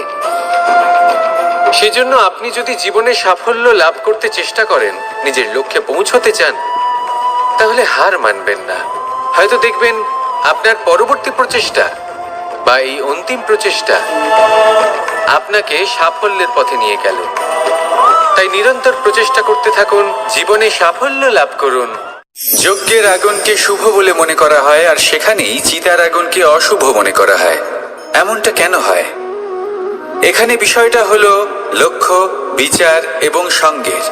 যখন আমরা যজ্ঞ করি তখন আমাদের লক্ষ্য কি হয়? পরিবেশকে আরো পবিত্র করে তোলা, ইতিবাচক করে তোলা। আমাদের লক্ষ্য শুভ হয়। তারপরে আসে বিচার। এই পরিস্থিতিতে সেই বিচার হলো অগ্নি। স্ফুলিঙ্গ থেকে তীব্র আকার ধারণ করে সমস্ত কাঠকে পুড়িয়ে দেয় এবং সুগন্ধ ছড়িয়ে দেয়। অর্থাৎ যদি আপনার লক্ষ্য শুভ হয় তাহলে তা নিজেই শুভ বিচারধারাকে আমন্ত্রণ জানায়। এই শুভ বিচার তখনই আসবে যখন আপনার সংকল্প শুভ হবে। অন্যদিকে হলো চিতার আগুন। এর লক্ষ্য কি? একটা দেহকে পরধামে পৌঁছে দেওয়া। সবার শেষে সবকিছু আপনার উপরে নির্ভরশীল যে আপনি কোনটা চয়ন করতে চান। আপনার লক্ষ্য যদি শুভ হয় তাহলে আপনার বিচার এবং সঙ্গতি আর তার পরিণাম সবই শুভ হবে। আসুন আর আমার সাথে ভালোবেসে বলুন, রাধা রাধা। এই সংসারের প্রত্যেক বস্তুর, প্রত্যেক পরিস্থিতির, প্রত্যেক আবেগের দুটি দিক আছে। এর মধ্যে পার্থক্য করা সম্ভব শুধুমাত্র দৃষ্টিভঙ্গির দ্বারা। যদি কোনো ব্যক্তি পর্বত শিখরে দাঁড়িয়ে থাকেন তাহলে উনি এটাই দেখতে পাবেন যে এই জলের ধারা সমুদ্রের দিকে বয়ে চলেছে। আরেক ব্যক্তি যিনি সমুদ্রের কাছে দাঁড়িয়ে আছেন তার এটাই মনে হবে যে এই জলের ধারা সমুদ্রের দিকে আসছে। এখানে বিষয়টা হলো দৃষ্টিভঙ্গির, আর এটাই সময়ের সাথেও হয়ে থাকে। অনেক সময় মানুষ চিন্তিত হয়ে পড়েন, ত্রস্ত হয়ে পড়েন যে তার কাছে হয়তো খুব কম সময় আছে, তাতে তিনি অনেক কিছুই করতে পারবেন না, আর একটু সময় থাকলে খুব ভালো হতো।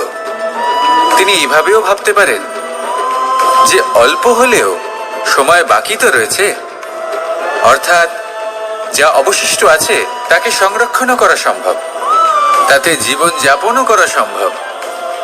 আর এটা নির্ভর করছে আপনার উপর। তাই দৃষ্টিভঙ্গি ইতিবাচক রাখুন। জীবনে দুই ধরনের আবেগ রয়েছে যার কোনো মূল্য নেই। আমার কথার অর্থ এটা নয় যে এদের কোনো গুরুত্ব নেই, গুরুত্ব যথেষ্টই রয়েছে, শুধু এদের জন্য আপনাকে কোনো মূল্য দিতে হয় না।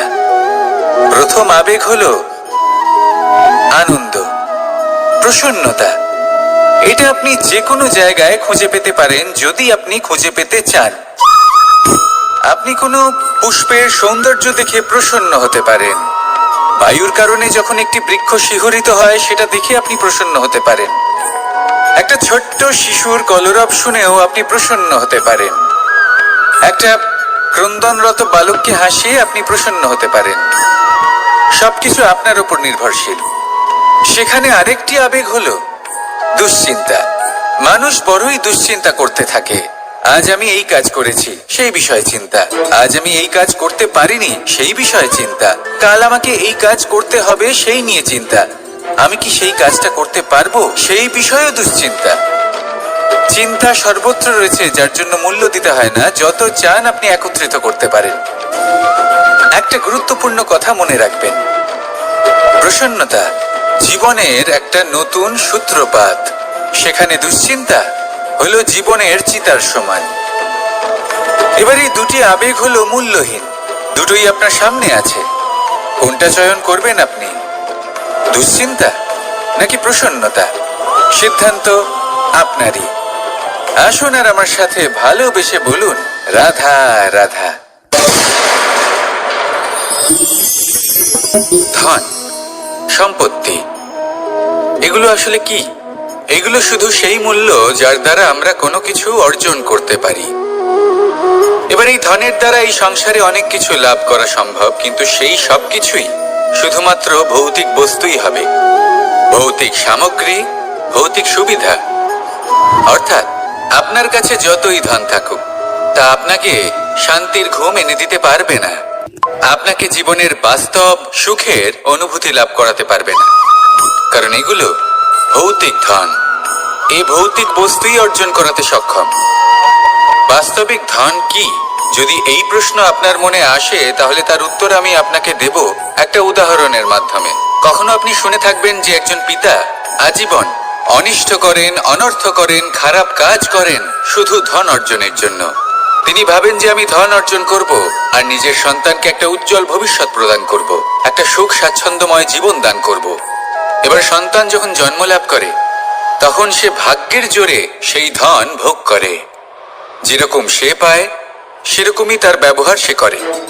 কখনো আপনি এটাও দেখে থাকবেন যে সেই সন্তান সমস্ত ধন নষ্ট করে ফেলে, আর সেই পিতা যিনি সমস্ত ধন সঞ্চয় করেছেন, যিনি সেই ধনের প্রভু, আজ সেই ধনের প্রহরী হয়ে রয়েছেন। এবার এরকম কেন হয়?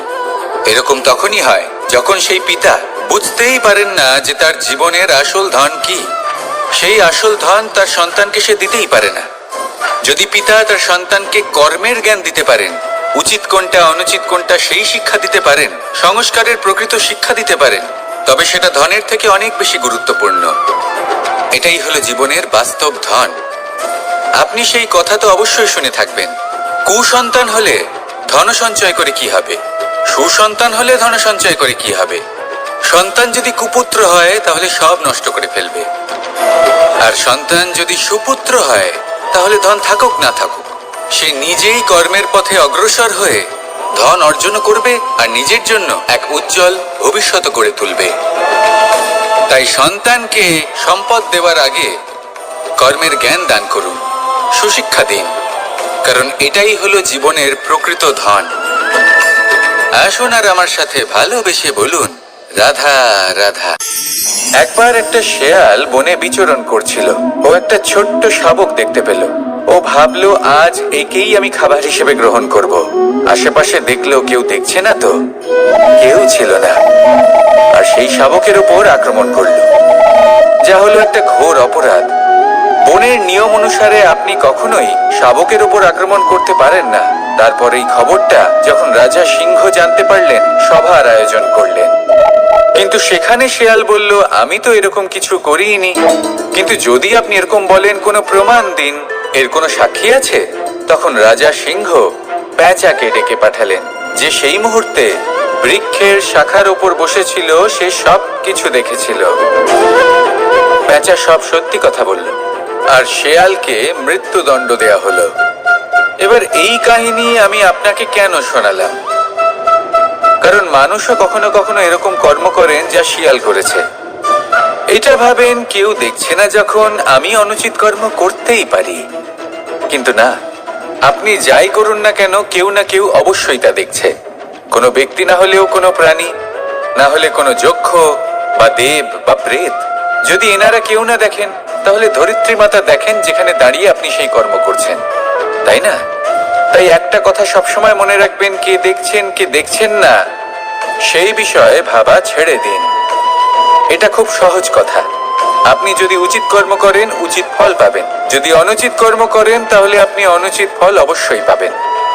সেই জন্য উচিত পথে চলতে থাকুন, উচিত কর্ম করতে থাকুন, আর আমার সাথে ভালোবেসে বলুন, রাধা রাধা। আমরা সবাই জীবনে নিজের জন্য সবচেয়ে ভালোটাই চাই, সবচেয়ে ভালো সুবিধে পেতে চাই, সবচেয়ে বেশি সম্মান পেতে চাই। কিন্তু সবার পক্ষে এই সব পাওয়া কি সম্ভব? হ্যাঁ, নিশ্চয়ই। শুধু একমাত্র বাধা সময়। আমাদের জীবনের কোনো স্থায়িত্ব নেই। তাই যদি সময়ের সদ্ব্যবহার করেন, তাহলে একটু সুবিধে হতে পারে। এবারে দেখুন, যাদের সবসময় স্বপ্ন দেখতে ভালো লাগে, তার জন্য রাত্রি কম পড়ে যায়। আর যারা স্বপ্ন পূরণ করতে চান, তাদের জন্য দিন কম পড়ে যায়। যারা সম্মান পেতে চান, তাদের জন্য সব সময় পরোপকার কম পড়ে যায়। আর যারা জ্ঞান অর্জন করতে চান, তাদের জন্য মনোসংযোগ। জীবনে যদি নিজের লক্ষ্যে পৌঁছতে চান, তবে সময়ের বিভাজন আপনাকে ঠিক করতেই হবে। মনে রাখবেন, রাধা রাধা। লোকে বলে জীবনে মেলামেশা করা অত্যন্ত আবশ্যক। এতে সম্পর্কের আধারও হয়, আবার ব্যবসাও চলে। কিন্তু সবচেয়ে বেশি গুরুত্বপূর্ণ হলো ব্যবহার। তাই এই বিষয়ে ভাবুন, আপনার জীবনে কি আপনার সাথে মেলামেশা করবে তা নিশ্চিত করে সময়। আপনি আপনার জীবনে কার সাথে মেলামেশা করবেন তা নিশ্চিত করবে আপনার হৃদয়। আপনি যাদের সাথে মিশছেন, তাদের হৃদয়ে আপনি কতক্ষণ থাকবেন তা নিশ্চিত করবে আপনার ব্যবহার। নিজের ব্যবহার ভালো রাখুন, সব ভালোই হবে। রাধা রাধা। এই ফুল দেখতে পাচ্ছেন আপনি? এটা সেই ফুল যার জীবন এই ডালে শুরু হয়েছিল। দর্শকদের চোখে প্রশংসা দেখল সে। মধুর লোভে মৌমাছিরা এলো, আর তারপর ডাল থেকে ভেঙে নিচে পড়ে গেল সে। কেন? নিয়তি এরকম কেন করলো ভাবুন। কারণ এই ডালেই ফুল হয়ে থাকাটা এই ফুলের জীবনের লক্ষ্য কখনোই ছিল না। এবার এই ফুল হয় দেবতাদের সজ্জায় ব্যবহৃত হবে, নয় কোনো কন্যার গয়নায় গাঁথা হবে, আর নয় কারোর প্রেম প্রদর্শনের মাধ্যম হবে। দেখুন, জীবনে নিজের লক্ষ্যে পৌঁছতে হলে যাত্রাকে ভয় পেলে চলবে না। নিজের অস্তিত্ব তৈরি করতে হলে তাদের ছায়া থেকে আপনাদের দূরে যেতেই হবে যারা আপনাকে অস্তিত্ব প্রদান করেছেন। এটাই জীবনের নিরন্তর সত্য। রাধা রাধা। আমাদের সকলের জীবনে কখনো না কখনো পাথর দ্বারা আঘাত লাগেই, আর এই সংসারও আমাদের ওপরে কখনো না কখনো পাথর বর্ষণ করে, কখনো আমাদের খারাপ ভেবে, আর কখনো আমাদের অসফল ভেবে, কখনো আমাদের বুদ্ধিহীন ভেবে। কারণ অনেক আছে, কিন্তু এই পাথর দ্বারা আমরা আঘাত পাবো কি পাবো না তা সম্পূর্ণ আমাদের হাতে। হয় আপনি এই পাথরের আঘাত পেয়ে চোখের জলে ডুবে থাকতে পারেন, আর নয়তো যদি আপনি চান তাহলে এই পাথর দিয়ে সেতু বানিয়ে সকল সমস্যার সাগর অতিক্রম করতে পারেন। সিদ্ধান্ত আপনার। এই পাথর এ হলো প্রতীক আমাদের নিন্দার, আমাদের আলোচনার। যে এই আলোচনা নাকারাত্মক ভাবে দেখবে সে শুধুমাত্র কষ্টই পাবে, আর যে এই আলোচনাকে নিজের বিকাশের আধার বানাবে সেই সাফল্যের চূড়ায় পৌঁছবে। তাই মনে রাখবেন, আলোচনা আপনার শত্রু নয়, আপনার সবচেয়ে বড় মিত্র। রাধা রাধা। মিষ্টি জল সবার পছন্দ, কিন্তু নোনতা জল কেউ পছন্দ করে না। এইবার ভাবার বিষয় হলো মুক্ত, যা সমুদ্রের গহ্বরেই তৈরি হয়। নোনতা জলের মধ্যে থেকেই প্রতি মুহূর্তে অন্য প্রাণীদের থেকে বেঁচে নিজের অস্তিত্বকে বাজি রেখে ঝিনুক মুক্ত প্রদান করে থাকে। কখনো ভেবেছেন কেন? কারণ সংকটের সম্মুখীন না হয়ে, চরম পরিস্থিতির সাথে না জড়িয়ে আপনার কখনোই সুখ প্রাপ্তি হবে না। তাই নির্ভীক হয়ে সংকটের সম্মুখীন হন, আর আমার সাথে ভালোবেসে বলুন, রাধা রাধা। আমরা সকলেই সময়ের গুরুত্ব বুঝি। সময় আমাদের তৈরি করে, আর সময়ই আমাদের নষ্ট করে দেয়। কখনো ভালো সময় আসে, আর কখনো ভীষণ খারাপ সময় আসে। তবে আশ্চর্যের বিষয় এটাই যে সব জেনেও আমরা সময় নষ্ট করি। মনে রাখবেন, সময় শুধু বয়ে যায়, কখনো ফিরে আসে না। তাই ভালো সময় আসার অপেক্ষায় সময় নষ্ট করবেন না। যাই করবেন আজ, এক্ষুনি, এই মুহূর্তে শুরু করুন। তা সেটা কাউকে আনন্দ দেওয়াই হোক, বা নিজেকে বদলানোর চেষ্টা করা হোক, যাই হোক না কেন, বিলম্ব করবেন না। কারণ সময় শুধুমাত্র তাকেই সঙ্গ দেয় যে সর্বদা সময়কে সম্মান করে। রাধা রাধা। কোথায় আছে সবকিছু সীমা থাকে, মুশকিলের, কষ্টের, সংকটের, অন্ধকারের। যার কোনো সীমা নেই তা হলো কেবলমাত্র কঠোর পরিশ্রমের। আপনি নিশ্চয়ই দেখেছেন, রাত্রি যতই অন্ধকারময় হোক, তারারা পরিশ্রম করে তার সাথে লড়তে থাকে, আর অবশেষে সকাল হয়েই যায়। ঝড়ে পাখিদের বাসা ছিন্ন বিচ্ছিন্ন হয়ে যায়, কিন্তু পাখিরা নিজের পরিশ্রম দ্বারা তা আবার বানিয়ে নেয়। কারণ যা সীমিত তাকে অসীমের কাছে হারতে হয়, আর পরিশ্রম অসীম। রাধা রাধা। প্রবাহিত নদী কত সুন্দর হয়, বলিষ্ঠ হয়। যেদিক দিয়ে বয়ে যায় সেখানে এক নতুন জীবন প্রদান করে, ধরণীকে উর্বর করে, আকাল দূরে রাখে। আর হয়তো এই জন্যই নদীকে মায়ের মতো পুজো করা হয়। কিন্তু আপনি কি কখনো ভেবে দেখেছেন যে নদীর জন্ম কি করে হয়? এ কি শুরু থেকেই এমন বিশাল আর খরস্রোতা হয়? না, বৃষ্টির ছোট ছোট ফোঁটা একসাথে সম্মিলিত হয়ে এক সূক্ষ্ম ধারা তৈরি করে, আর সেই ধারাগুলি পর্বতের বরফ কেটে তাদেরকে গলিয়ে জলপ্রপাত হয়ে ঝরে পড়ে পাথরের সাথে ধাক্কা খেয়ে তারপরেই সে নদী হয়ে ওঠে। ঠিক সেইভাবেই এত সহজে কেউ মহান হয়ে ওঠে না। ছোট ছোট চেষ্টা মিলে এক বিশাল ব্যক্তিত্ব তৈরি করে। তাই জীবনে সর্বদাই চেষ্টা করতে থাকুন। অস্তিত্ব নিজে থেকেই প্রকাশ পাবে। রাধা রাধা। কখনো কখনো আমরা নিজের মা বাবার ওপর কতটা রেগে যাই, মনে করি ওনাদের মন আমাদের দিকেই নেই। আমরা ভাবি ওনাদের কাছে আমাদের কোনো অস্তিত্বই নেই, আর তাই আমরা রেগে যাই। কিন্তু আপনি কি কখনো এমন অনুভব করেছেন যে আমাদের চোখ দিয়ে আমরা আমাদের নাক কখনো দেখতেই পাই না, কারণ তা চোখের ভীষণই কাছে থাকে, দুই চোখের মাঝখানে। কিন্তু যখন কেউ মুখে আঘাত করে, হাত সর্বপ্রথম নাককেই সুরক্ষিত করার চেষ্টা করে।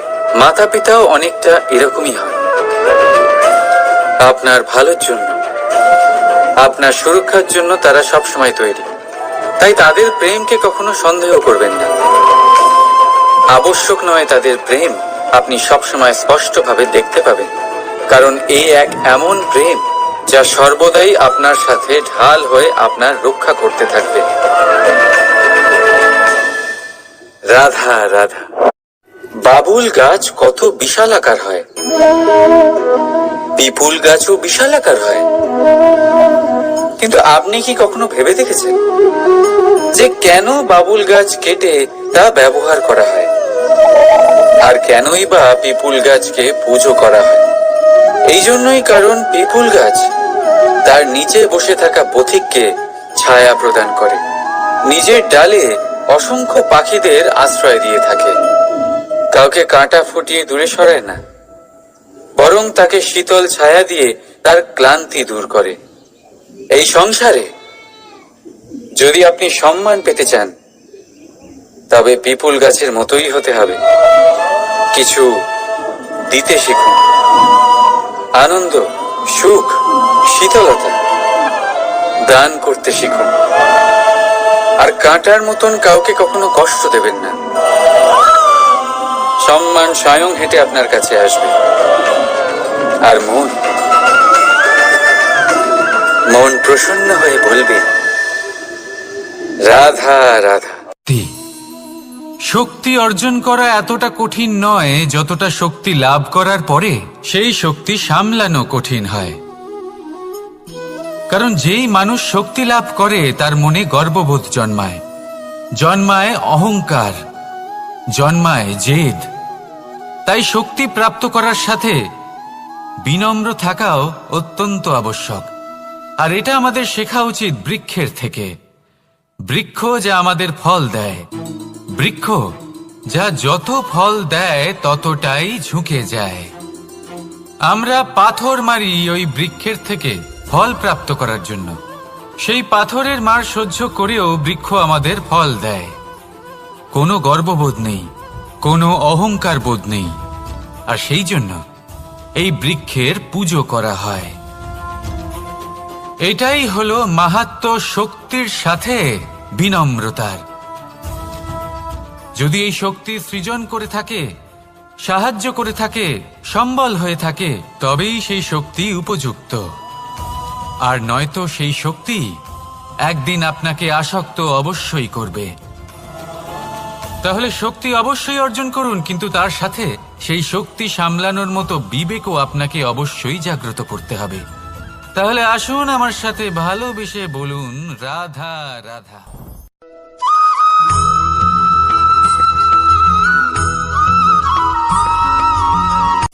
কথায় আছে, অন্ধকারে প্রদীপ প্রজ্বলিত করলে চতুর্দিক আলোকিত হয়।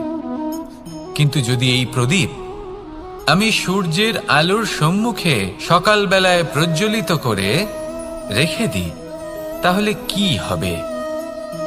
আপনি বলবেন যে এটা করে তো কোনো লাভই হলো না।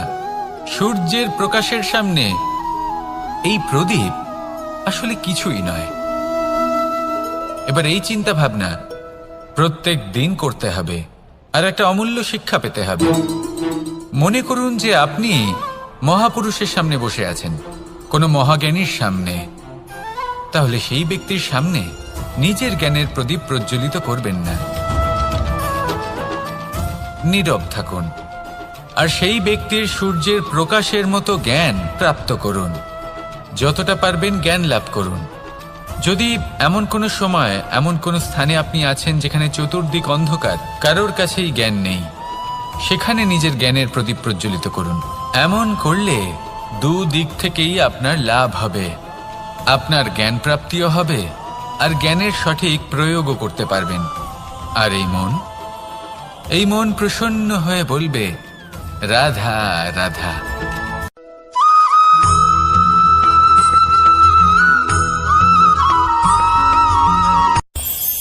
এই সংসারে আমরা প্রকাশ কোথা থেকে পাই? এর উত্তর বড়ই সরল।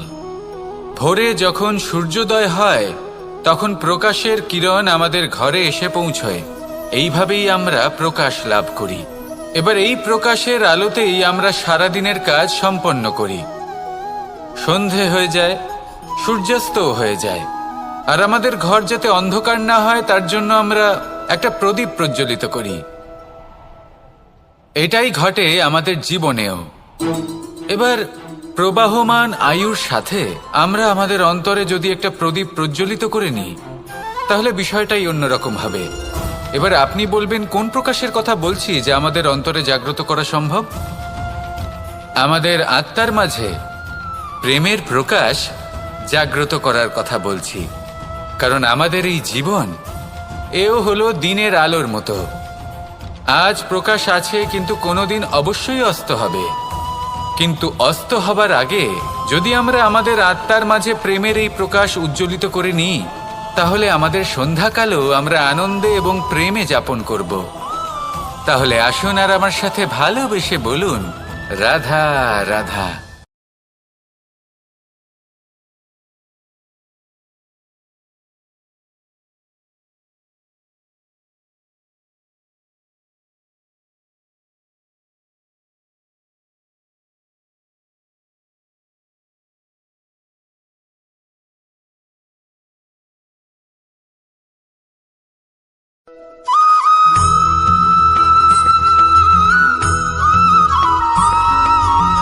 কথায় আছে যে এমন কোনো অক্ষর নেই যার দ্বারা কোনো মন্ত্র হয় না।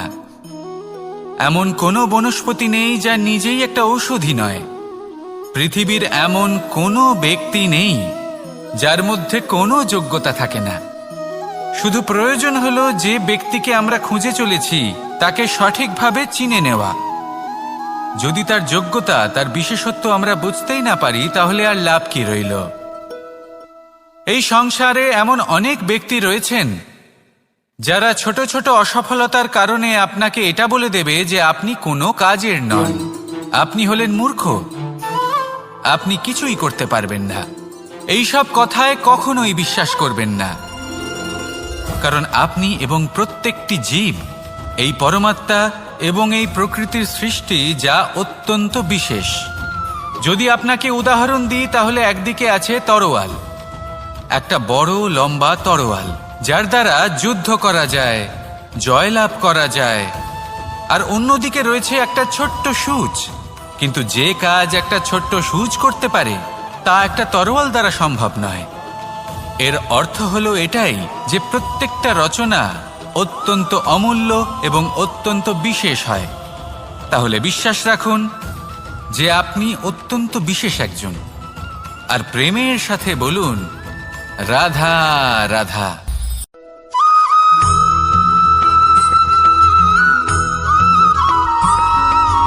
জীবনে যখন কোনো ব্যক্তি নিজের লক্ষ্য প্রাপ্তির জন্য নিরন্তর পরিশ্রম করতে থাকেন, চেষ্টা করতে থাকেন, তখন তিনি কষ্ট অনুভব করেন। কখনো শারীরিক কষ্ট, কখনো মানসিক কষ্ট। এবার উনি এটা ভাবতে থাকেন যে আমি কি উচিত করছি নাকি অনুচিত করছি। কারণ অন্যদিকে এমন একজন ব্যক্তিও আছেন যিনি একদমই পরিশ্রম চেষ্টা করছেন না। তিনি মদিরা পান করেন, বিলাসিতায় জীবন কাটান, অলস প্রকৃতির হয়ে ওঠেন, নিদ্রাতে বিলীন হয়ে থাকেন আর ভাবেন যে তিনি সুখ লাভ করছেন। কিন্তু এরকম কেন হয়? কারণ যখন আমরা সৎ পথে থাকি, উচিত পথে চলি, লক্ষ্য প্রাপ্ত করার জন্য চেষ্টা করতে থাকি, তখন আমাদের ভেতরে থাকা নেতিবাচক শক্তি এবং পাপ এই দেহকে ত্যাগ করে দেয়। আর এই অনুভূতিটাই আমাদের দুঃখের অনুভূতি দেয়, কষ্ট দেয়। এবার সেখানে যদি আমরা কুপথে চলি, অনুচিত পথে চলতে থাকি, তাহলে আমাদের ভেতরে থাকা পুণ্য এবং ধনাত্মক শক্তি আমাদের দেহ ত্যাগ করে দেয়। আর এই অনুভূতির কারণেই আমরা সুখ অনুভব করি। কিন্তু কখনো ভাববেন যে এই সুখ বেশি সময় পর্যন্ত থাকে না। সেই জন্য সবসময় মনে রাখবেন, যদি আপনি জানেন যে এটাই আপনার লক্ষ্য, এটাই উচিত পথ, শুভ পথ, তাতে নিরন্তরভাবে এগিয়ে যেতে চেষ্টা করতে থাকুন। এই কষ্ট আপনাকে সুখের পরাকাষ্ঠায় কখন পৌঁছে দেবে তা আপনি জানতেই পারবেন না। আসুন আমার সাথে ভালোবেসে বলুন, রাধা রাধা।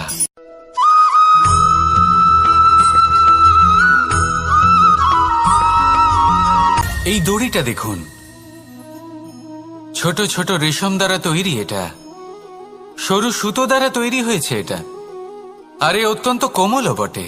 আর আপনি চাইলে এটা সোজাও করে দিতে পারেন, আর চাইলে এটা বেঁকিয়েও দিতে পারেন। আর যদি চান তাহলে এটা গোল গোল করে বেঁধে কোথাও রেখেও দিতে পারেন। এবার এই কোমল দড়ি যদি কোনো নিষ্ঠুর কঠিন পাথরে বারংবার জড়িয়ে দেওয়া হয়, তাহলেও তাকেও কাটতে পারে, নিজের ছাপ ছেড়ে যেতে পারে, সেটার আকারও বদলে ফেলতে পারে। এবার এর কারণ কি? এর কারণ হলো অভ্যাস আর নিরন্তর প্রচেষ্টা। যদি আপনিও চেষ্টা করেন আর নিরন্তর কর্ম করে যান, তাহলে আপনার প্রারব্ধ পাথরের মতো কঠিনই হোক না কেন, তাতে ভাঙন ধরিয়েও আপনি নিজের লক্ষ্যে অবশ্যই পৌঁছতে পারবেন। একটা গুরুত্বপূর্ণ কথা মনে রাখবেন,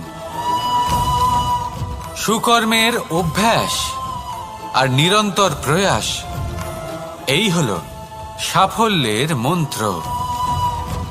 তাহলে জীবনে এই মন্ত্র আনুন আর আমার সাথে ভালোবেসে বলুন, রাধা রাধা।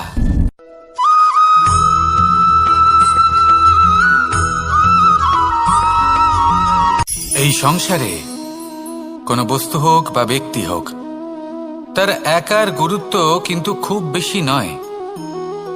একটা উদাহরণ হিসেবে বৃষ্টির ফোঁটাকে ভেবে দেখুন। যদি একটি বৃষ্টির ফোঁটা হয় তাহলে তার খুব বেশি গুরুত্ব থাকে না, কিন্তু যখন সহস্র বৃষ্টির ফোঁটা মেঘের মধ্যে দিয়ে ঝরে পড়ে, তখন সেটা বর্ষার রূপ ধারণ করে। সেই বর্ষা যা এই প্রকৃতিকে শান্ত করে। সেইভাবেই পাথরের ছোট টুকরো, তার খুব বেশি গুরুত্ব থাকে না, কিন্তু যখন অসংখ্য পাথরের টুকরো একত্রিত হয় তখন তা পর্বতের আকার ধারণ করে।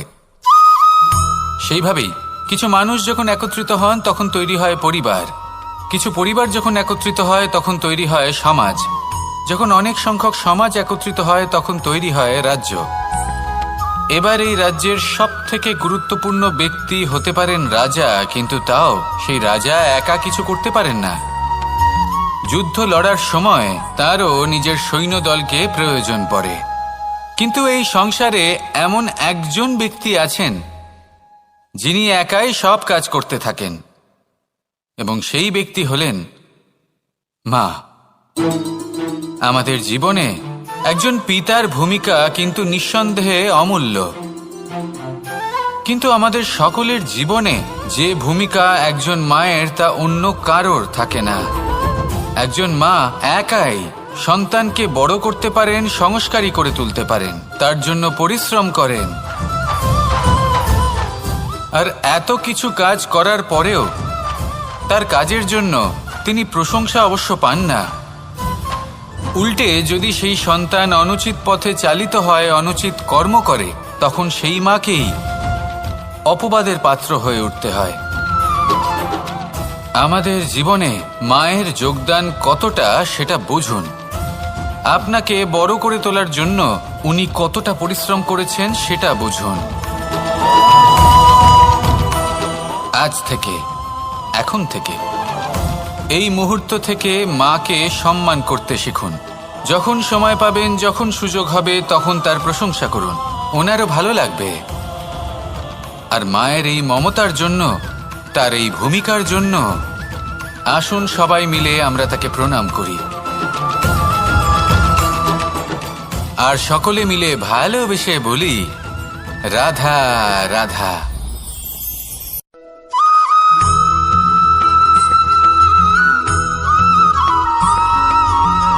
আপনি কখনো কোনো বাজকে নিজের বাসা বানাতে দেখেছেন? এই বাজ যখনই কোনো বাসা বানায় তখন উঁচু গাছের ডালে বা কোনো পর্বতের শিখরে বাসা বানায়, অনেক উচ্চতায়।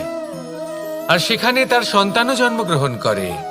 যখন এই সন্তানেরা জন্মায় তখন এই বাজ খুবই ভালোবেসে এবং খুব সাবধানে এদের পালন পোষণ করে।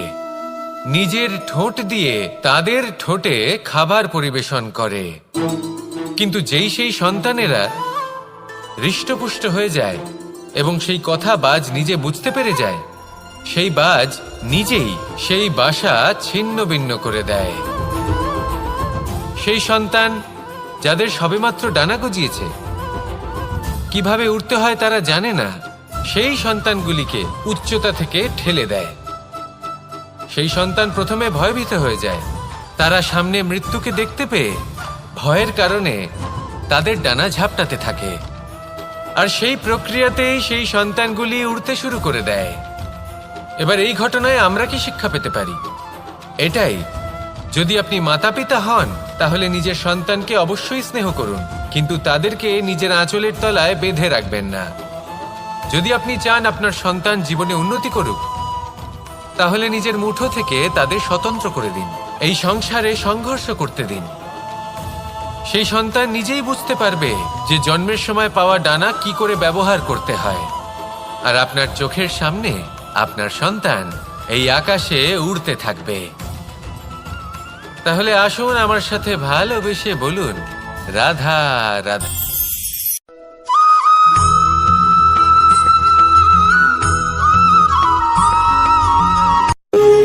যখন মানুষের মৃত্যু হয় তখন কি হয়? অনেক সংখ্যক মানুষ শোক পালন করতে চলে আসেন। যে ব্যক্তি মৃত্যু লাভ করেছেন তার অনেক বস্তু থাকে যেগুলো তার প্রিয়, যেগুলো তিনি ব্যবহার করেছেন। তার শয্যা, তার বস্ত্র, তার আভূষণ সবকিছু তার থেকে বিচ্ছিন্ন করা হয় এবং খালি হাতে তাকে শ্মশানের উদ্দেশ্যে রওনা করা হয়। আমি আপনাকে এই প্রশ্ন করতে চাই, আপনি এই সংসারে কি অর্জন করেছেন? ধন সম্পত্তি, বস্ত্র, আভূষণ, এই সবকিছু যে আপনি অর্জন করেছেন, আপনার মৃত্যুর পরে তা আপনার থেকে দূর হয়ে যাবে। এর উত্তর হলো একটাই, আপনার কর্ম। শুধু সেটাই আছে যা একান্ত আপনার, আর শুধু সেটাই এই সংসার থেকে চলে যাওয়ার পরেও সংসারেই জীবিত থাকবে। যদি আপনি দুষ্কর্ম করেন তাহলে এই সংসার আপনাকে একটি অনুচিত উদাহরণ হিসেবে মনে রাখবে যে এই ব্যক্তি খুব পাপী ছিল, অনুচিত কর্ম করতেন।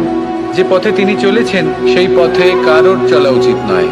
সেখানেই যদি আপনি সৎকর্ম করেন তাহলে সংসার চিরকাল এটাই বলবে যে খুব ভালো মানুষ ছিলেন, সবাইকে ভালোবাসতেন, সবাইকে সাহায্য করতেন, আমার খুব প্রিয় মানুষ ছিলেন। এটাই হলো শ্রেষ্ঠ কর্ম। সেই জন্য জীবনে শুধুমাত্র ধন সম্পত্তি, আভূষণ এই সব অর্জন করতে গিয়ে নিজের মনোনিবেশ করবেন না। শ্রেষ্ঠ কর্ম করুন। সংসার থেকে চলে যাওয়ার পরেও এই কর্মই এই সংসারে আপনাকে জীবিত রাখবে। আসুন আমার সাথে ভালোবেসে বলুন, রাধা রাধা।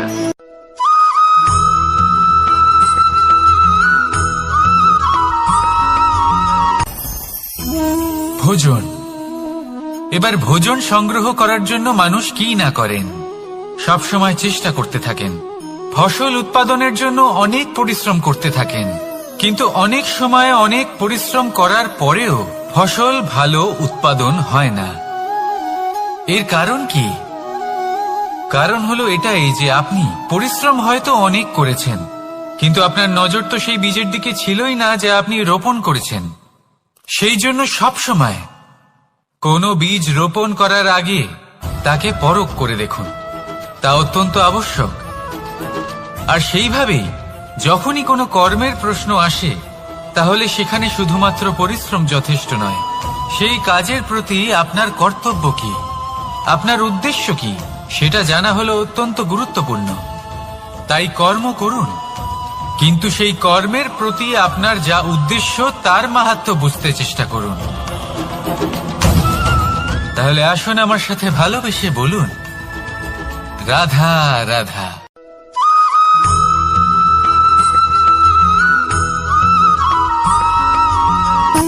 সুখ, দুঃখ এবং শক্তি, এই তিন হলো এই সংসারের ত্রিদেবের মতো। আমাদের জীবনে যা কিছু ঘটছে এই তিনটির ভিত্তির উপরেই হচ্ছে।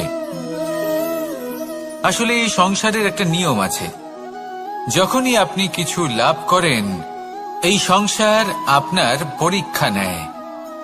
এটা জানার জন্য আপনার পরীক্ষা নেয় যে আপনি যা কিছুই লাভ করেছেন আপনি কি আদৌ সেটার যোগ্য কিনা। ঠিক সেইভাবেই এই সুখ, দুঃখ এবং শক্তি আপনার পরীক্ষা নিয়ে থাকে। যখন সুখ আসে তখন সে আপনার পরীক্ষা নেয় যে আপনার মধ্যে অহংবোধ জাগ্রত হয়নি তো। যদি অহংবোধ চলে আসে তাহলে সুখ সেখানেই সঙ্গ ত্যাগ করে। দুঃখ আপনার ধৈর্যের পরীক্ষা নিতে থাকে, আর যদি আপনার মধ্যে ধৈর্য না থাকে তাহলে এটা আপনাকে আরো বেশি দুঃখের গভীর অন্ধকারে ঠেলে দেবে। সেখানে শক্তি পরীক্ষা নেয় আপনার বিনম্রতার। যদি আপনি বিনম্র না হন তাহলে হয় এই শক্তি আপনার সঙ্গ ত্যাগ করবে, নয় এই শক্তি বিনম্রতার অভাবে আপনার পতনের কারণ হতে পারে। এই সংসারে যে কোনো ব্যক্তি যিনি এই পরীক্ষায় উত্তীর্ণ হয়ে থাকেন এই জীবনে তিনি সাফল্য লাভ করেন।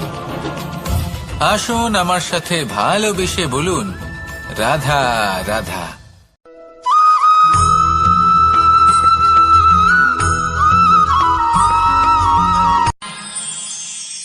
আমরা সবাই সূর্যকে সম্মান কেন করি? কারণ আমরা জানি যে সন্ধেবেলা যখন সূর্যাস্ত হবে তখন শুধুমাত্র অন্ধকার বাকি থাকবে। ঠিক কিছুটা এরকমই হয় আমাদের মাতা পিতাও, যিনি আমাদের জন্ম দেন, আমাদের ভরণ পোষণ করেন, আমাদের বড় করেন, আমাদের প্রেম প্রদান করেন। কখনো কখনো তাদের মুখ থেকে কটু কথা নিঃসৃত হয়, আমাদের দুঃখ হয়, কিন্তু তখন আমাদের এটা বোঝা উচিত এগুলি নিঃসৃত হচ্ছে আমাদেরই মঙ্গলের জন্য। যেমন সূর্যদেব, উনিও উত্তাপ দিয়ে থাকেন আমাদেরই মঙ্গলের জন্য, যাতে ফসল পাকতে পারে, যাতে জল বাষ্প হয়ে মেঘ হতে পারে, বৃষ্টি হতে পারে, আর এই সংসারে নিরন্তর জলের প্রবাহ থাকে। আমাদের মাতা পিতা, তাদের কঠোর আচরণ, তাদের কঠোর অনুশাসনের পেছনে লুকিয়ে থাকে ওনাদের ভালোবাসা। আমাদের তা বুঝতে হবে, সসম্মানে ওনাদের গ্রহণ করতে হবে। কারণ ঠিক সূর্যাস্তের পরে যেমন চতুর্দিক অন্ধকারচ্ছন্ন হয়ে যায়, তেমনি আমাদের জীবন থেকে যখন আমাদের মাতা পিতা চলে যায় তখন আমাদের জীবনেও শুধু এবং শুধুমাত্র অন্ধকারই ছেয়ে থাকে। সেই জন্য নিজের মাতা পিতাকে সম্মান করুন, ওনাদের ভালোবাসা প্রদান করুন। এই মন আর এই জীবন প্রসন্ন হয়ে বলবে, রাধা রাধা।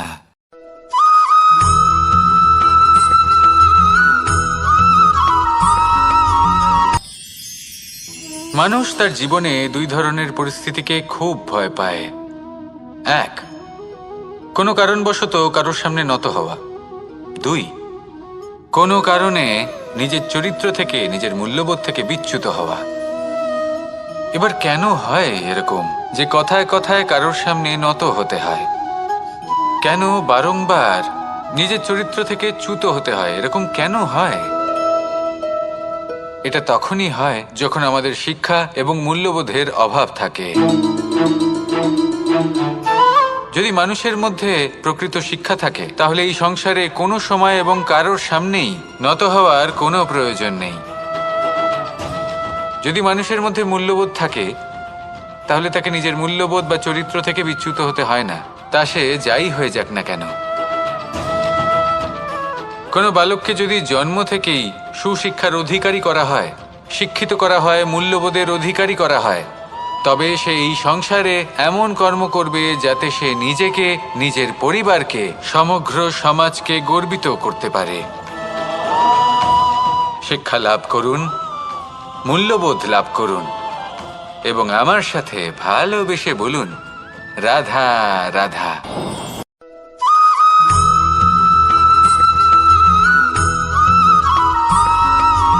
কথায় আছে, প্রত্যেক পুত্র তার পিতার প্রতিচ্ছবি হয়, আর সমস্ত প্রতিচ্ছবি চায় যেন সে তার অস্তিত্ব প্রাপ্ত করতে পারে। পুত্র চায় সে যেন তার পিতার মতো হয়, বা কখনো কখনো তার থেকেও শ্রেষ্ঠ হয়। সেটা কোনো অনুচিত ব্যাপার নয়। অনুচিত তখন হয় যখন পুত্র নিজের পিতার মতো হবার স্বপ্ন পূরণ করতে গিয়ে বা তার থেকেও শ্রেষ্ঠ হওয়ার স্বপ্ন পূরণে অনুচিত পথের আশ্রয় নেয়। কারণ তারপরে সে তার পিতার গুণগুলি আত্মসাৎ করতে চায় না। সে শুধুই এটা চায় যে সংসারের চোখে যেন আমি শ্রেষ্ঠ প্রমাণিত হই। এটা অনুচিত। সংসারে এমন অনেক মানুষ আছেন যারা এই কারণে শ্রেষ্ঠ হওয়ার চেষ্টা করেন যাতে তার পরিবারের, তার পিতার সম্মান বৃদ্ধি পায়। এমনও মানুষ থাকেন, আর এটাই হলো পার্থক্য উদ্দেশ্যের। মনে রাখবেন, যদি আপনার উদ্দেশ্য শুভ হয় তাহলে পথও শুভ হবে, যদি আপনার উদ্দেশ্য অশুভ হয় তাহলে পথও অশুভ হবে। তাহলে নিজের পিতার মতো হবার চেষ্টা অবশ্যই করুন, তার থেকেও শ্রেষ্ঠ হওয়ার চেষ্টা অবশ্যই করুন, কিন্তু মনে রাখবেন আপনার সংকল্প আর আপনার উদ্দেশ্য এই দুই শুভ হওয়া উচিত। তাহলে আসুন আর আমার সাথে ভালোবেসে বলুন, রাধা রাধা।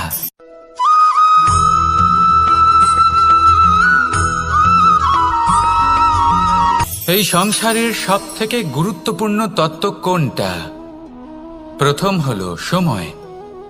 জন্ম থেকে মৃত্যু পর্যন্ত এই যে সময়, এটাই তো হলো জীবন। দ্বিতীয় হলো জীবন, যাতে আমরা সময়ের সদ্ব্যবহার করি, শ্রেষ্ঠ থেকে শ্রেষ্ঠতর কাজ করার চেষ্টা করি।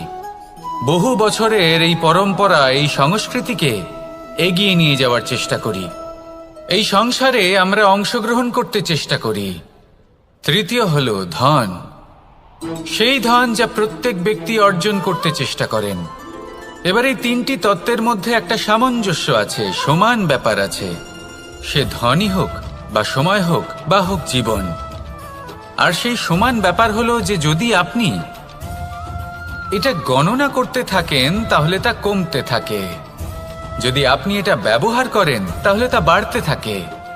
একে সংগঠিত করে রাখতে চেষ্টা করলে এ হাত থেকে ফসকে যায়, কিন্তু যদি আপনি একে সামলে রাখতে শিখে যান তাহলে এমন কাজ করবেন যাতে সংসারের সাথে সাথে পরবর্তী প্রজন্ম লাভবান হবে।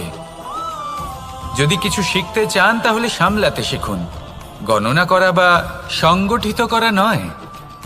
আসুন আর আমার সাথে ভালোবেসে বলুন, রাধা রাধা।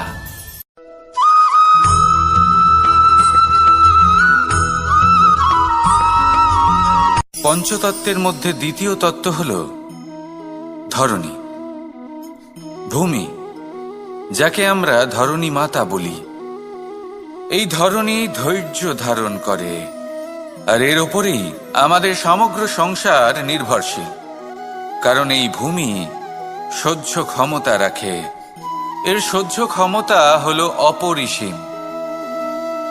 সন্তান যতই আঘাত প্রদান করুক না কেন, প্রেম পূর্বক সহ্য করে, আর তার বদলে অমূল্য রত্ন প্রদান করে।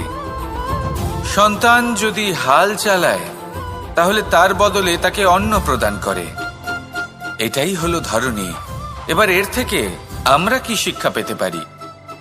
এটাই যে কারোর জন্য কিছু করা বা কাউকে কিছু দেওয়া মনে কোনো কামনা ছাড়াই। আর এই কথাটা বুঝে যান, যদি কারোর জন্য কামনা না রেখে বা কোনো পাওয়ার আশা না রেখে কারোর জন্য কিছু করেন বা কারোকে কিছু দেন, যদি এটা আপনি শিখতে পারেন তবে আপনি ভালোবাসতে শিখে গেছেন।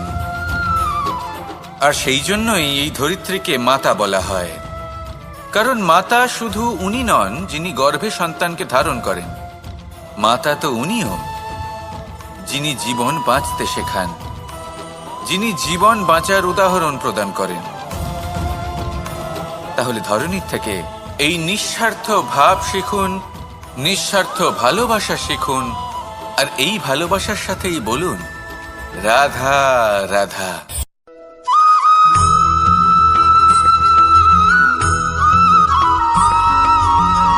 এই সংসারে কোনো বস্তু হোক বা ব্যক্তি হোক, তার একার গুরুত্ব কিন্তু খুব বেশি নয়। একটা উদাহরণ হিসেবে বৃষ্টির ফোঁটাকে ভেবে দেখুন। যদি একটি বৃষ্টির ফোঁটা হয় তাহলে তার খুব বেশি গুরুত্ব থাকে না, কিন্তু যখন সহস্র বৃষ্টির ফোঁটা মেঘের মধ্যে দিয়ে ঝরে পড়ে, তখন সেটা বর্ষার রূপ ধারণ করে। সেই বর্ষা যা এই প্রকৃতিকে শান্ত করে। সেইভাবেই পাথরের ছোট টুকরো, তার খুব বেশি গুরুত্ব থাকে না, কিন্তু যখন অসংখ্য পাথরের টুকরো একত্রিত হয় তখন তা পর্বতের আকার ধারণ করে। সেইভাবেই কিছু মানুষ যখন একত্রিত হন তখন তৈরি হয় পরিবার, কিছু পরিবার যখন একত্রিত হয় তখন তৈরি হয় সমাজ, যখন অনেক সংখ্যক সমাজ একত্রিত হয় তখন তৈরি হয় রাজ্য। এবার এই রাজ্যের সবথেকে গুরুত্বপূর্ণ ব্যক্তি হতে পারেন রাজা, কিন্তু তাও সেই রাজা একা কিছু করতে পারেন না। যুদ্ধ লড়ার সময় তারও নিজের সৈন্যদলকে প্রয়োজন পড়ে। কিন্তু এই সংসারে এমন একজন ব্যক্তি আছেন যিনি একাই সব কাজ করতে থাকেন, এবং সেই ব্যক্তি হলেন মা। আমাদের জীবনে একজন পিতার ভূমিকা কিন্তু নিঃসন্দেহে অমূল্য, কিন্তু আমাদের সকলের জীবনে যে ভূমিকা একজন মায়ের তা অন্য কারোর থাকে না। একজন মা একাই সন্তানকে বড় করতে পারেন, সংস্কারী করে তুলতে পারেন, তার জন্য পরিশ্রম করেন। আর এত কিছু কাজ করার পরেও তার কাজের জন্য তিনি প্রশংসা অবশ্য পান না। উল্টে যদি সেই সন্তান অনুচিত পথে চালিত হয়, অনুচিত কর্ম করে, তখন সেই মাকেই অপবাদের পাত্র হয়ে উঠতে হয়। আমাদের জীবনে মায়ের যোগদান কতটা সেটা বুঝুন। আপনাকে বড় করে তোলার জন্য উনি কতটা পরিশ্রম করেছেন সেটা বুঝুন। আজ থেকে, এখন থেকে, এই মুহূর্ত থেকে মাকে সম্মান করতে শিখুন। যখন সময় পাবেন, যখন সুযোগ হবে, তখন তার প্রশংসা করুন, ওনারও ভালো লাগবে। আর মায়ের এই মমতার জন্য, তার এই ভূমিকার জন্য আসুন সবাই মিলে আমরা তাকে প্রণাম করি, আর সকলে মিলে ভালোবেসে বলি রাধা রাধা।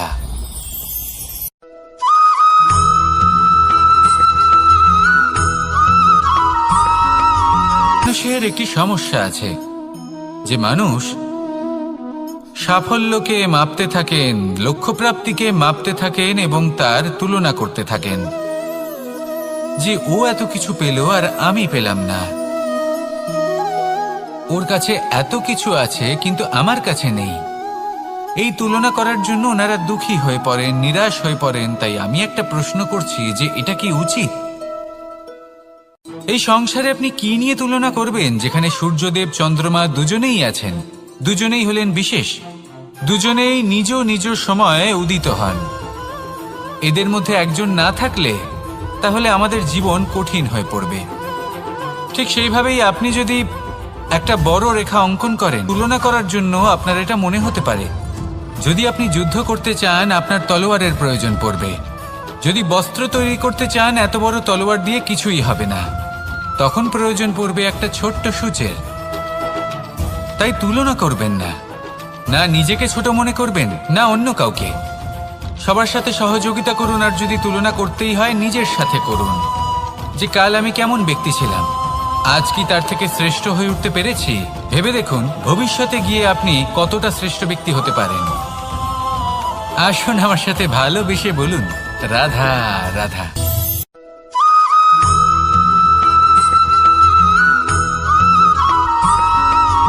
জীবনে অগ্রসর হওয়ার জন্য আমাদের কাকে প্রয়োজন হয়? মাতা পিতা, বন্ধু, প্রেম, সাহায্য, অর্থ, পরিশ্রম, আশা। ভিন্ন ভিন্ন মানুষ ভিন্ন ভিন্ন বিকল্প চয়ন করে। যদি আমি আপনাকে বলি তাহলে জয় আর পরাজয়ের মন্ত্র দুটো শব্দের উপর নির্ভর করে, মেনে নেওয়া আর দৃঢ় হওয়া। যদি মেনে নেন তাহলে হেরে যাবেন, যদি দৃঢ় হন তাহলে নিশ্চিত রূপে জয়ী হবেন। যদি কখনো আপনি ক্লান্ত হয়ে ওঠেন, আপনি দুঃখী হন, পুরোপুরি ভেঙে পড়েছেন, তখন মেনে নেবেন না যে আপনি ভেঙে পড়েছেন, নয়তো হেরে যাবেন। তখন উল্টে স্থির করবেন যে যাই হয়ে যাক না কেন আমি জয়ী হবই। আর আপনি দেখবেন যে জয় নিশ্চিত রূপে আপনার কাছেই আসবে। তাহলে এই কথা মনে রাখবেন আর আমার সাথে ভালোবেসে বলবেন, রাধা রাধা।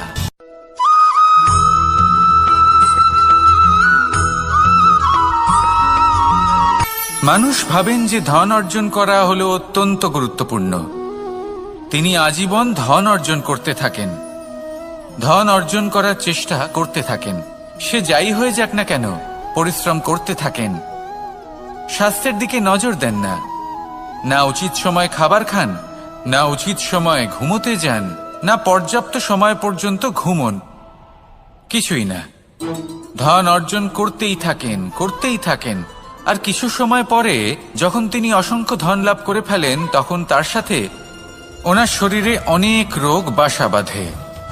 এইসব রোগের উপচার করতে করতে সেই সমস্ত ধন যা উনি অর্জন করেছেন তা তিনি ব্যয় করে ফেলেন। শেষ পর্যন্ত কি হয়? আমরা যেভাবে এসেছি ঠিক সেইভাবেই ফিরে যাই, ধন এখানেই থেকে যায়। দেখুন, একটা অত্যন্ত গুরুত্বপূর্ণ কথা রয়েছে যে আপনার বোঝা উচিত। এই যে ধন, তার ব্যবহার করুন জীবনকে আরো ভালো করে তোলার জন্য। ধনের সদ্ব্যবহার করা উচিত, এমন যেন না হয় এই ধন আপনাকে ভোগ করে ফেলে। এই জীবনকে নিশ্চিত রূপে আরো শ্রেষ্ঠ করে তুলুন। কিন্তু এই ধন অর্জন করার এই প্রক্রিয়াতে নিজের সারা জীবনকে নষ্ট করে ফেলবেন না। এই জীবন উপভোগ করতে শিখুন আর আমার সাথে ভালোবেসে বলুন, রাধা রাধা।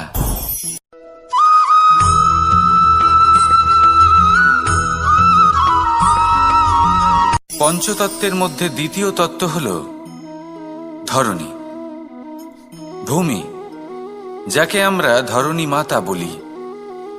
এই ধরণী ধৈর্য ধারণ করে আর এর ওপরেই আমাদের সমগ্র সংসার নির্ভরশীল। কারণ এই ভূমি সহ্য ক্ষমতা রাখে, এর সহ্য ক্ষমতা হল অপরিসীম। সন্তান যতই আঘাত প্রদান করুক না কেন প্রেম পূর্বক সহ্য করে আর তার বদলে অমূল্য রত্ন প্রদান করে। সন্তান যদি হাল চালায় তাহলে তার বদলে তাকে অন্ন প্রদান করে। এটাই হলো ধরণী। এবার এর থেকে আমরা কি শিক্ষা পেতে পারি? এটাই যে কারোর জন্য কিছু করা বা কাউকে কিছু দেওয়া মনে কোনো কামনা ছাড়াই। আর এই কথাটা বুঝে যান, যদি কারোর জন্য কামনা না রেখে বা কোনো পাওয়ার আশা না রেখে কারোর জন্য কিছু করেন বা কারোকে কিছু দেন, যদি এটা আপনি শিখতে পারেন তবে আপনি ভালোবাসতে শিখে গেছেন। আর সেই জন্যই এই ধরিত্রীকে মাতা বলা হয়। কারণ মাতা শুধু উনি নন যিনি গর্ভে সন্তানকে ধারণ করেন, মাতা তো উনিও যিনি জীবন বাঁচতে শেখান, যিনি জীবন বাঁচার উদাহরণ প্রদান করেন। তাহলে ধরণীর থেকে এই নিঃস্বার্থ ভাব শিখুন, নিঃস্বার্থ ভালোবাসা শিখুন, আর এই ভালোবাসার সাথেই বলুন, রাধা রাধা।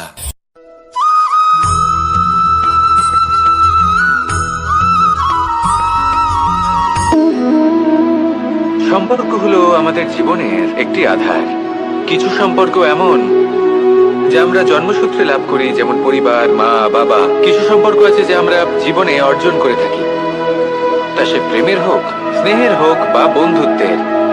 এই সকল সম্পর্ক লাভ করার বা গড়ে তোলার 5টি ধাপ রয়েছে। প্রথম ধাপ, কোনো ব্যক্তির সাথে আলাপ হওয়া, তার সাথে কথা বলা বা তাকে দেখা। দ্বিতীয় ধাপ, সে ব্যক্তিকে আমাদের ভালো লাগা।